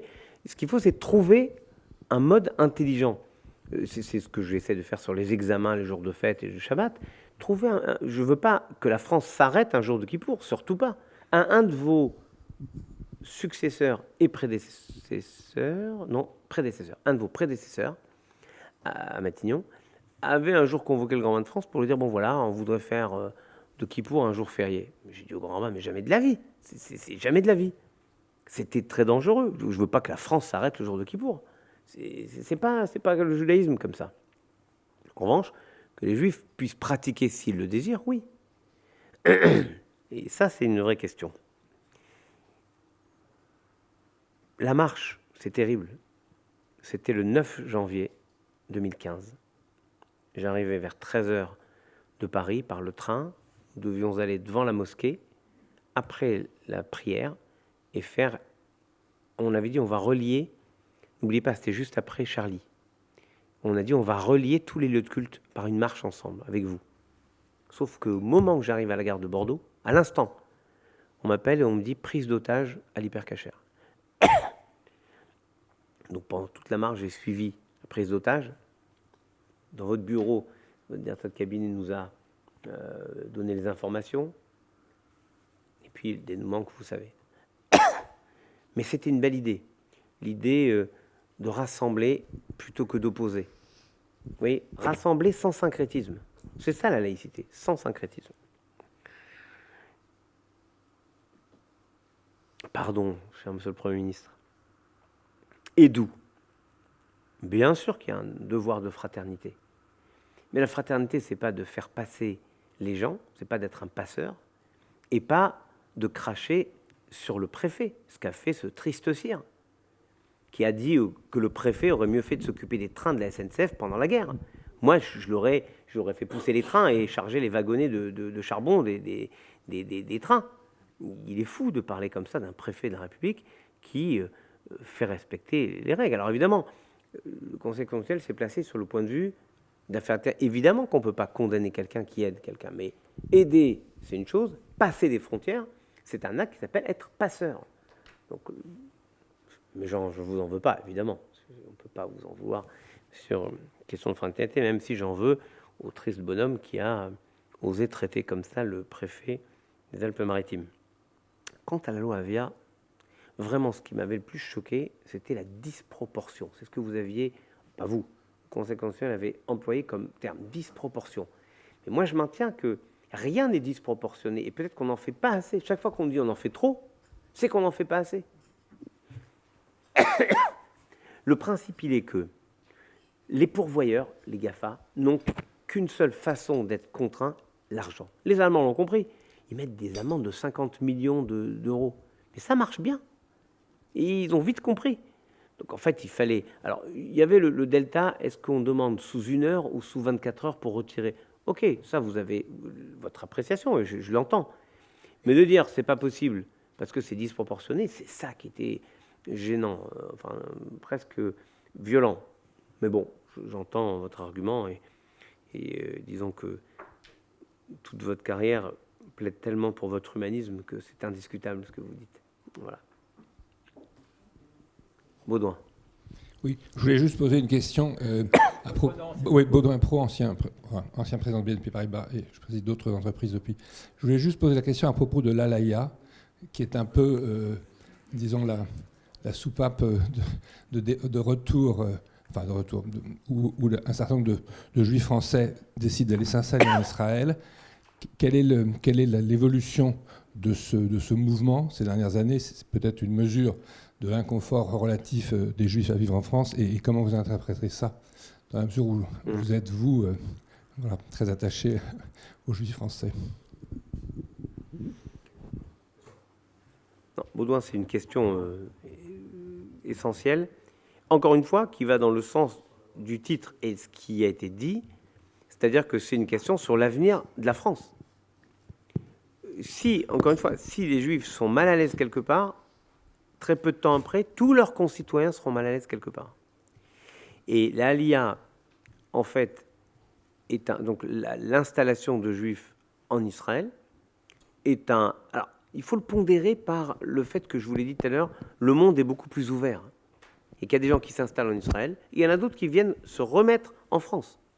Parce que la vie, elle est un peu différente que ce qu'ils croyaient. Parce qu'aujourd'hui, par exemple, avec un dollar si fort, des gens qui sont installés en Israël avec une retraite payée en euros, qui doivent transformer en dollars, ils ont perdu 25% de leur retraite là. Donc, tu vois, c'est anecdotique comme, tu veux dire, on ne fait pas toute une vie sur 20%, mais oui, un peu quand même. Donc, les données économiques sont différentes. En revanche, ça dit quelque chose du bien-être dans la société et de la capacité à être entendu, à être compris. Et quand les gens quittent, mais je vous le dis, c'est valable pour ça, mais c'est valable pour les retraités qui vont s'installer au Portugal, qui vont s'installer en Espagne, au Maroc. Enfin, regardez, j'ai par exemple l'une des plus grandes communautés juives francophones d'étudiants à l'étranger, c'est à Porto et à Madrid. Incroyable. Je dois voir 500 étudiants juifs français à Madrid. Pourquoi? D'abord, les questions idiotes du numerus clausus en médecine et en dentaire. Donc, ils vont faire des études à Porto ou à Madrid, à Cluj. À un moment, c'était en Belgique, là, c'est à Cluj, en Roumanie, enfin, où vous voulez. Et après, ils viennent valider les diplômes ici. Donc, des fois, on se met des barrières tout seul parce qu'on ne sait pas être agile. Notre société ne sait plus être agile. Et c'est vrai que l'ALIA est un bon vecteur. Maintenant, il y a quand même des gens qui font l'ALIA sur des questions, qui vont s'installer en Israël, sur des questions idéologiques, religieuses, spirituelles. Mais ceux-là, je pense qu'ils sont beaucoup plus ancrés dans une transformation. Mon enjeu à moi, il est que ces choix se fassent sereinement et pas poussés par un sentiment d'échec ici. Si un choix est serein, c'est un choix libre, je respecte ce choix. Je le bénis, je l'accompagne, tout ce qu'on veut. En revanche, s'il est un choix de détresse et une sorte de fuite, alors c'est mauvais signe pour la société Et on doit faire en sorte que les gens puissent sereinement faire le choix d'habiter là ou là et de pouvoir exprimer leur liberté où ils l'entendent. Donc c'est en fait un... Par exemple, après les assassinats de 2012, c'était en mars, le 19 mars 2012 à Toulouse, à l'école de Toulouse. Mars, avril, mai, juin, personne n'a pu se préparer. Mais l'année suivante, on a eu une alia incroyable. Les gens se disaient, mais comment je peux amener mes enfants à l'école et me dire tous les matins, ça peut m'arriver? Il faut mesurer ce que veut dire amener ses enfants à l'école juive le matin depuis. Il faut juste mesurer cela. Et c'est quelque chose qu'on peut expliquer, on peut rationaliser, mais la vie n'est pas rationnelle. Et le sentiment de... Tu as géré ça avec la crise de 2008, c'est de l'irrationnel.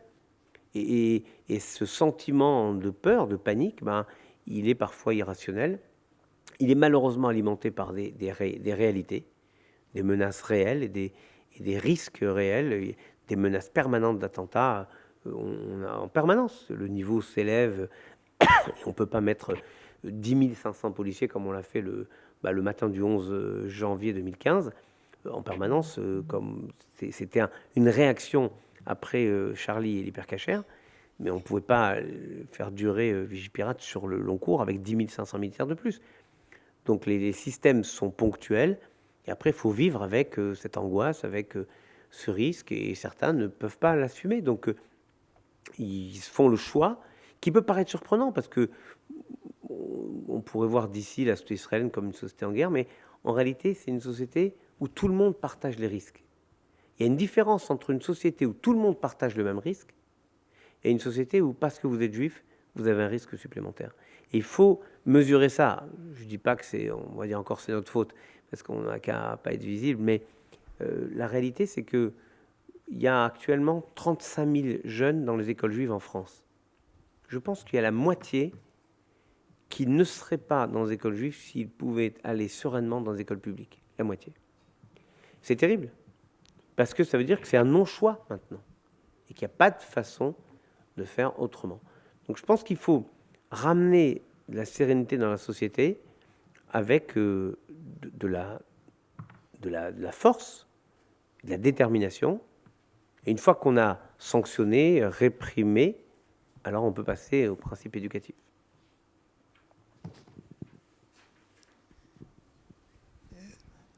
Non, On dirait. c'est à moi. Jean Pic, président de chambre honoraire à la Cour des comptes. Monsieur le grand rabbin, merci pour votre exposé que j'ai écouté avec bonheur. Le bonheur, c'est-à-dire la joie d'entendre un discours qui élève et qui réunit. Et donc, je vous en remercie. Ce que vous avez dit sur l'assimilation, Alain Juppé l'a rappelé, n'est pas si fréquent. Il y a encore une bonne partie de la classe politique qui plaide non pas pour l'assimilation, mais pour l'intégration. Donc, je suis très heureux que vous continuiez à marteler ce discours. Ma question porte sur le rapport à la jeunesse. Parce que vous avez évoqué ce qu'est la grande tradition du judaïsme, mais aussi des autres religions, c'est-à-dire la possibilité de transmettre une mémoire dans toutes ces dimensions. J'ai été frappé de voir qu'un sondage récent montrait que les jeunes générations étaient assez indifférents à l'histoire des signes religieux. Il y avait un sondage qui a beaucoup suscité de réactions de la part de laïcs convaincus en disant « c'est un mauvais signe » par rapport à la laïcité. On peut le prendre comme ça. Ma question est, quel message tiendriez-vous? Je suis aussi frappé de voir que dans les confessions, en tout cas dans celle à laquelle j'appartiens, la confession chrétienne, dans sa version catholique, une partie de la jeunesse plaide pour l'identité, et donc le signe religieux, non pas comme un signe d'appartenance, mais comme un signe de différence. Mais il y a une grande partie de la jeunesse qui rêve d'appartenance. Donc comment, et celle-là est désorientée, en tout cas je le vois dans ma propre famille, il y a toute une partie du catholicisme dont vous avez parlé qui est désorientée par un raidissement identitaire qui frappe aussi d'autres religions. Donc quel est le discours du grand rabbin de France à l'égard d'une jeunesse, parce que ça ne doit pas probablement échapper aussi au judaïsme, plus attentif à la dimension identitaire qu'à la dimension d'appartenance collective?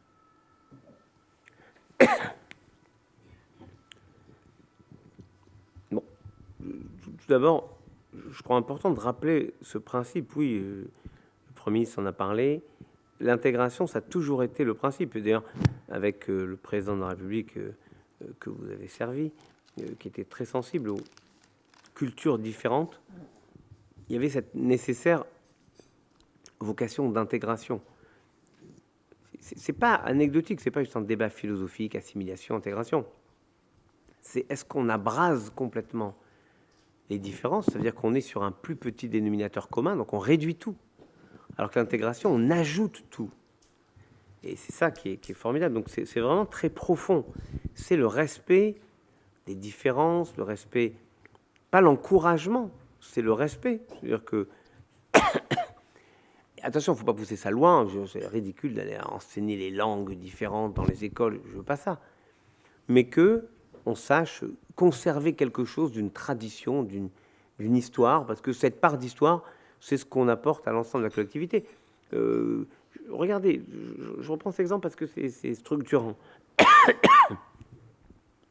Je me suis rendu compte que les Arméniens célébraient Manoukian et nous, la communauté juive, on célébrait la fiche rouge.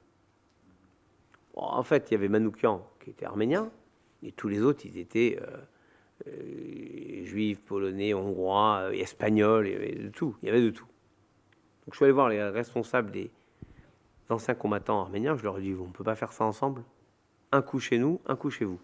Bingo. Et on a fait ça. Un coup chez nous, une synagogue. Un coup, Jean Goujon, à la cathédrale arménienne. Formidable. Ça marchait très bien. Au point que le président de la République nous a demandé de prendre notre cérémonie qu'on a faite au Mont Valérien. C'est là où François Hollande avait annoncé la panthéonisation en 2014, panthéonisation de Geneviève Anthonioz de Gaulle, Germaine Tillon, Jean Zay et Pierre Brossolette. Parce que, en fait, vous voyez, quand on conjugue les mémoires, on intègre les uns et les autres, on n'oppose personne, on n'abrase rien, on a raconté la même histoire différemment, avec nos angles différents, mais on a ajouté quelque chose, c'était formidable. Sur la jeunesse, c'est un peu la même chose. Chaque jeunesse, chaque époque, la jeunesse trouve des nouvelles façons d'inventer la religion des pères ou l'histoire des pères et des mères, et les pères et les mères trouvent que c'était mieux avant. Bon, voilà, c'est l'histoire du monde. La réalité, on peut dire la jeunesse est défaite. Allez voir les GMJ, comment ça se passe. Oui, je parle de chez vous, chez les catholiques. Allez voir les GMJ, comment ça se passe, c'est formidable. Chez moi, là en ce moment, entre un mois avant le Nouvel An, jusqu'à mercredi, on commence l'office très tôt le matin. Et on fait un office supplémentaire. En ce moment, c'est 6h30. Tout le temps, ça a été les gens pieux qui venaient. Bon. Là, en ce moment, c'est la mode. Les jeunes, mon fils, qui a 17 ans, ils se lèvent, ils vont à 12h30 et ils font un office, ils sont 900, 1000. Ils étaient 1500 samedi soir dernier, là, à une synagogue rue de Notre-Dame de Nazareth. C'est marrant, non? Une synagogue rue Notre-Dame de Nazareth. J'adore, ça m'amuse beaucoup. Bon, et ben, ils étaient là, une autre façon de vivre. En fait, pas pour se radicaliser, mais parce qu'ils ont réinterprété ce moment comme un moment plus fun. Les offices traditionnels sont des offices qui les gavent, parlons clairement. Je vois bien, mon fils, enfin, d'ailleurs, soyons honnêtes, moi, quand j'avais son âge, je venais à la synagogue pour aller jouer au foot avec les copains. Il ne faut pas me raconter d'histoire. Et la première chose que j'ai faite quand j'ai créé une synagogue dans le 17e, j'ai mis une table de ping-pong. Et je vous assure, c'est pas pour mieux prier, c'est que c'est plus fun après le ping-pong que l'office. Donc il ne faut pas être idiot non plus et considérer que comme on a toujours fait, il faut continuer à faire. Donc les rites, c'est mignon, mais à un moment, il faut être capable de parler à chaque génération. Maintenant, les jeunes, ils trouvent toujours une façon de réinterpréter l'histoire. Et moi, je leur fais confiance. Je vous dis, avec les sirotes, là, cette prière dont je vous parle, je suis bluffé parce qu'on aurait dû y penser. Ils ont fait venir un orchestre. Un orchestre. Mais si moi, je vous dis, vous savez, on va faire venir un orchestre pendant l'office. Les petits vieux, ils vont me dire, mais ça va pas, un orchestre. À Constantine, on n'avait pas d'orchestre. Qu'est-ce que c'est cette histoire? Voilà, bien sûr. Elle est toujours mieux que les autres. Voilà. Ceci dit, elle n'a pas complètement tort. À Constantine, pendant les sirotes, ils faisaient venir le violon. ils faisaient venir le violon et ils chantaient avec le violon. Mais si je leur dis, je vous dis là maintenant, on va prendre un office et on va faire un orchestre, mais pas du tout. En revanche, les mêmes, dans la tradition ashkénaze, ils se lèvent à minuit et demi et ils écoutent un grand cantor faire un numéro incroyable. Mais les jeunes là, ils ont fait venir un orchestre avec un grand chanteur et ils chantent, ils sont un millier et ils chantent. Il y a une dévotion, il y a une ferveur formidable. Est-ce que c'est identitaire ou pas? C'est fun à leur façon. Et moi, j'aime bien le fun. J'avais mes enfants quand ils étaient à l'école. Un jour, la directrice est malade et elle a une adjointe qui se pointe. Et l'adjointe, elle vient du Québec, de Montréal, Québec. Bon. Et un jour, elle me dit, c'est tant étrange cette histoire-là. Ouais, qu'est-ce qu'elle me... Elle me fait remarquer un truc marrant. Elle me dit, chez vous, c'est-à-dire chez nous, quand vous laissez vos enfants, vous leur dites, allez travailler bien. Et elle me dit, chez nous, à Montréal, Québec, on leur dit, have a fun. Ah, moi, je trouvais que c'était pas mal. Et donc, je disais à mes enfants après, travaillez dans le fun. En fait, oui, les jeunes, ils trouvent d'autres façons de réinventer les choses. Je ne crois pas forcément en opposition à d'autres. Et même dans le catholicisme, je suis proche de pas mal de prêtres, il y a ce mouvement de retour à la pratique, parce que c'est vrai que le catholicisme, c'est très déritualisé, et qu'il y a cette nécessité du rite. Ce qu'on a, nous, dans le judaïsme, le rite est quelque chose d'important. L'islam aussi a ce rituel. Et d'ailleurs, c'est souvent l'islam qui questionne la ritualisation des autres, parce que les copains disent, mais nous, on fait ci, je fais 5 prières, j'ai le jeûne, j'ai machin, et toi, t'as quoi? T'as quoi? J'ai une procession, tu vois pas, t'as la procession. Et donc, les jeunes catholiques se disent, moi aussi, je veux retrouver du rite. Et moi, ça ne me gêne pas, tant que c'est pas fait contre les autres, ce qui n'est pas le cas. Je vous dis, avec l'exemple des jeunes dont je parle, ils ne le font pas contre, ils le font parce que c'est leur façon de vibrer à l'unisson. Nous approchons de la fin de notre rencontre. Vous allez avoir la parole. Merci. Est-ce que quelqu'un d'autre a déjà le micro en main? Nicole. Non, donc ça sera la dernière question. Chaim, tu pourras en profiter pour conclure. Monsieur le grand rabbin, nous parlons aujourd'hui de... Vous n'êtes pas nommé. Il faut... Ah, pardon. Excusez-moi. Non, d'accord. Et je me lève et je vous salue. Et mon nom est Nicole Gage. Monsieur le grand rabbin, nous parlons aujourd'hui des Juifs en France, aujourd'hui, et de leur avenir. Peut-être faut-il rappeler, j'aimerais que tu le fasses, que la communauté juive de France est sûrement l'une des plus importantes, en tout cas en Europe, et presque dans le monde. Et je crois que ce n'est pas un hasard, c'est sûrement lié au fait que les Français, juifs ou non, ont toujours voulu, autant que possible, protéger leurs juifs. Peut-être faut-il rappeler que durant la guerre, 70% de la communauté juive a été épargnée, qu'elle l'a été grâce aux résistants et grâce aux justes. Peut-être faut-il rappeler aussi, on ne cesse de penser à lui, au président Jacques Chirac, qui a fait rentrer les justes parmi les nations au Panthéon. Et peut-être c'est une note positive pour nous rappeler la belle histoire de France et la belle histoire des Français vis-à-vis de leurs juifs, et peut-être aussi tous les sujets de transmission que cette histoire pourrait nous laisser imaginer. Cher Nicole, c'est effectivement une question qui appelle une conclusion et peut-être même une sorte de sortie par le haut qui ramène à liberté, égalité, fraternité. Quand j'ai parlé de cette vocation convergente, c'est ce dont on a parlé juste avant d'entrer, avenir du judaïsme, avenir de la France. Regardez, je vais vous raconter une histoire très simple, une histoire de la Bible très simple. Les Hébreux sont en esclavage en Égypte. L'esclavage s'arrête, ils sont toujours en Égypte. Pourquoi Dieu ne leur donne pas la Torah tout de suite en Égypte? Ils sont là, ils ne travaillent plus, il y a un temps infini où... La réalité, c'est qu'il ne peut pas leur donner un texte qui les amène à être libres lorsqu'ils ne sont pas libres. Donc la primauté, c'est la liberté. Puis il leur dit, vous allez donner pour la construction du tabernacle. C'est dans le livre de l'Exode, chapitre 25. Le riche n'augmentera pas et le pauvre ne diminuera pas.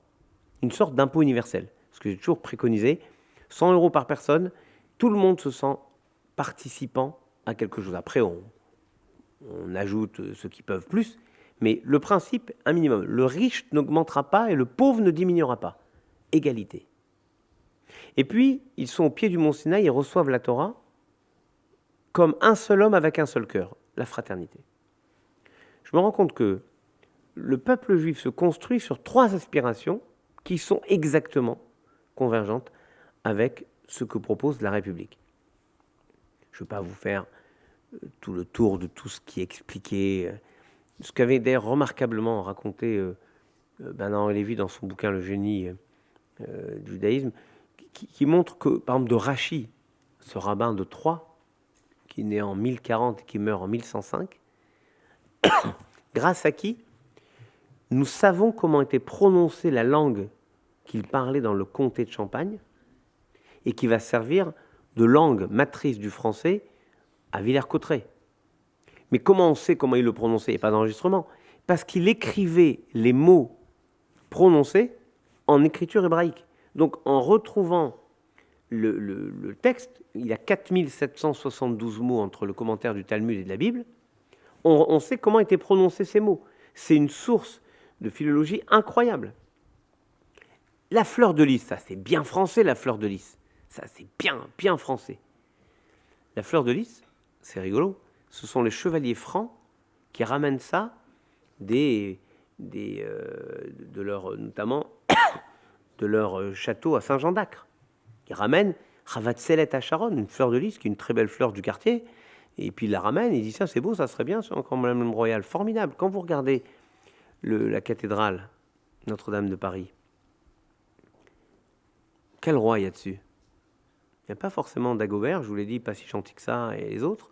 Mais en revanche, il y a tous les rois d'Israël. Moi, ça me fait plaisir. Je me dis, en fait, l'histoire de France, c'est la mienne à travers la Bible. Formidable, je les connais bien, ceux-là. Je les connais mieux que l'enchaînement des Philippe et des Charles. Mais l'idée, c'est même pas une convergence, c'est une convergence de vocation. C'est une vocation commune, ce que j'appellerais une espérance commune. Et oui, vous avez raison de rappeler le discours de Jacques Chirac du 16 juillet 1995, qui même dans son camp n'a pas fait que des émules, c'est le moins qu'on puisse dire, parce qu'il venait briser un mythe qui était celui de « nous sommes tous résistants ». Ça va très loin, cette histoire. Ne croyez pas que ce soit juste grand discours et c'est tout. On ne peut rien construire sans vérité. Voilà. C'est pour ça que l'histoire de l'Aliyah, c'est aussi la vérité. Et ce moment a été essentiel. Toutes les commissions qui ont essayé de réécrire l'histoire sans passer par la vérité, regardez l'Afrique du Sud, comment elle a fait justice et vérité.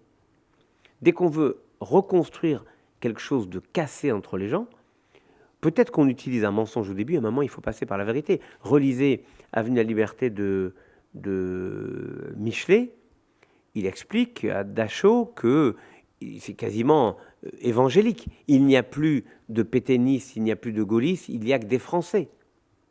Et Paul qui dit il n'y a plus de chrétiens, plus de juifs, il n'y a plus d'esclaves, il n'y a plus d'hommes, il n'y a plus de femmes, il n'y a que des chrétiens. Donc en fait, c'est une belle théorie. La réalité, c'est qu'il fallait un moment passer par la vérité. Et la vérité, c'était dire ce jour-là, la France commettait l'irréparable. Mais ça va très loin. Parce que le président dit cela en 1995. Moi, j'organise des voyages à Auschwitz à partir de 2001, 2002, et j'emmène son conseiller, le conseiller du Premier ministre de l'époque, bref. Et je leur dis, regardez, le pavillon français à Auschwitz avait été fait en 1974, il avait été fait par le CRDP de Besançon, et il disait, nous sommes tous résistants. Voilà, c'était la doxa à l'époque, c'était avant Paxton, Marus, et avant ce discours. C'est pas possible. Donc on fait une note au Premier ministre qui annonce au dîner du CRIF en 2003, Jean-Pierre Raffarin annonce en 2003 qu'on va refaire le pavillon français et le président va inaugurer le pavillon français d'Auschwitz le 27 janvier 2005. Le 25, 2 jours avant, il inaugure le mémorial de la déportation et il dit cette phrase « Zachor al tishkach », il le dit en hébreu, souviens-toi, n'oublie pas. Une façon de dire dans la langue, vous voyez, comme si cette langue, qui est à la fois une langue de mémoire, une langue de souffrance, était donc aussi une partie de ce qu'est l'histoire de France. Parce que, de la même façon que Rachid, par son hébreu, nous renseigne sur le français prononcé à l'époque, le président Chirac, en utilisant ces mots-là dans cette langue-là, donnait aussi une part du génie français à cette langue. Parce que c'était la langue de celles et ceux qui sont venus espérer en France pour être heureux comme des Juifs en France, qui avaient tout au long de la première partie du XXe siècle espéré et cru que la France les protégeait, les sauvait. Finalement, ils ont été trahis, mais ils n'ont jamais voulu à la France. Et c'est incroyable. En 1897, l'acmé de l'affaire Dreyfus, Théodore Reynac va remettre des prix à un jury de Talmud Torah, l'équivalent du catéchisme. Et il dit aux enfants, il le dit, c'est incroyable, aimez la France, aimez-la comme une mère, même si elle se comporte avec vous parfois comme une marâtre, parce que vous êtes ses enfants et parce qu'elle est votre mère. Et c'est vrai que, au-delà de toutes les désillusions, Serge Klarsfeld le rappelle chaque fois, 3/4 des Juifs de France ont été sauvés pendant la guerre. C'est unique. En Hollande, c'est 95% qui ont été déportés. Je ne vous parle pas de la Pologne, je ne vous parle pas de tous les pays. La France, c'est unique à cause de la résistance de beaucoup, la résistance passive, à cause des justes, ou grâce aux justes. Les justes, c'est Monseigneur Saliège à Toulouse, Monseigneur Théas à Montauban, le pasteur Trocmé au Chambon, le pasteur Bogner qui lance l'appel du désert, c'est Monseigneur Gerlier à Lyon, Monseigneur Raymond à Nice, c'est les Sœurs de Sion avec ce qu'on peut leur reprocher par la suite, mais qui sauvent des petits. Et c'est cette capacité qu'un pays a à dire, on n'aime peut-être pas tellement les Juifs, mais ce sont nos frères en humanité, et on fait ce qu'il y a à faire pour les sauver. Et au fond, c'est ça ce qu'est la France, dont je rêve de voir le retour. Une France qui, dans ses contradictions, sait toujours garder le cap de son rêve et de son espérance. Or, le cap de l'espérance de la France, c'est la liberté, l'égalité et la fraternité. C'est-à-dire la construction d'une façon de se voir responsable des autres. Finalement, il y a deux humanités. Il y a celle de Caïn, interpellé par Dieu, qui dit « Où est ton frère ?» Il dit « Oh, il n'est pas marqué gardien de mon frère ici. Je ne suis pas responsable de mon frère.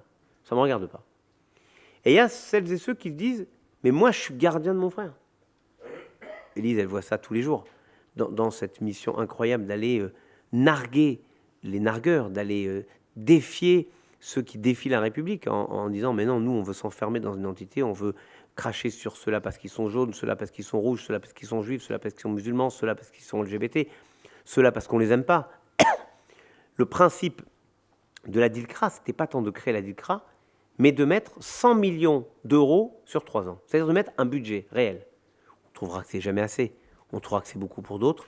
Mais moi, ce que je pense, c'est que mettre des moyens pour combattre ce qui défait la République, c'est au fond participer à cette espérance de refonder en permanence la République. Et je crois que chaque fois qu'on agit, même à un niveau très minime, pour refonder la République, on est dans cette espérance importante de rêve de fraternité et de rêve de réenchantement de la société. Alors ça peut paraître un peu joli, mignon. Oui, mais moi je vais vous dire qu'on vient de passer, et je voudrais conclure là-dessus, on vient de passer la fête de Rosh Hashanah, qui est la fête du Nouvel An, et la tradition, ashkénaze comme séfarade, celle-là. Alors pour une fois qu'on a une tradition commune, c'est de tremper de la pomme dans du miel. Bon, les séfarades en font toujours un peu plus, mais au moins la pomme dans le miel, tout le monde le fait. Pourquoi ? Pour que l'année soit douce. Vraiment. Si vous voulez que l'année soit douce, prenez une date madjoub bien gorgée de sucre, trempez-la dans du miel, là, croyez-moi, l'année, elle sera bien douce. Alors pour le diabète, c'est terrible, mais en attendant, c'est formidable. Pourquoi une pomme ? Et j'ai vu un commentaire que j'aime bien, que je voudrais partager avec vous, en conclusion. C'est que la pomme, elle est acide. Elle est parfois fadasse, elle est parfois grave. Elle est différente. La pomme, elle est acide. L'idée, c'est pas d'avoir une année douce. C'est qu'avec l'année qu'on a, avec ce qu'on a, on arrive malgré tout à chercher et à produire de la douceur. Parce que faire que tout aille bien quand tout va bien, n'importe quel imbécile peut le faire. En revanche, avoir des données de la vie compliquées, difficiles, qui pousseraient les uns les autres à quitter la France, qui pousseraient les uns les autres à abdiquer, pire peut-être à être indifférents et à s'enfermer sur son compte à soi, mais faire le choix de produire de la douceur avec les autres, partager cette douceur et dire mais peu importe qu'est la vie, peu importe qu'est cette pomme, moi je vais en faire quelque chose de doux, voilà une espérance qu'on pourrait partager très largement au-delà du judaïsme.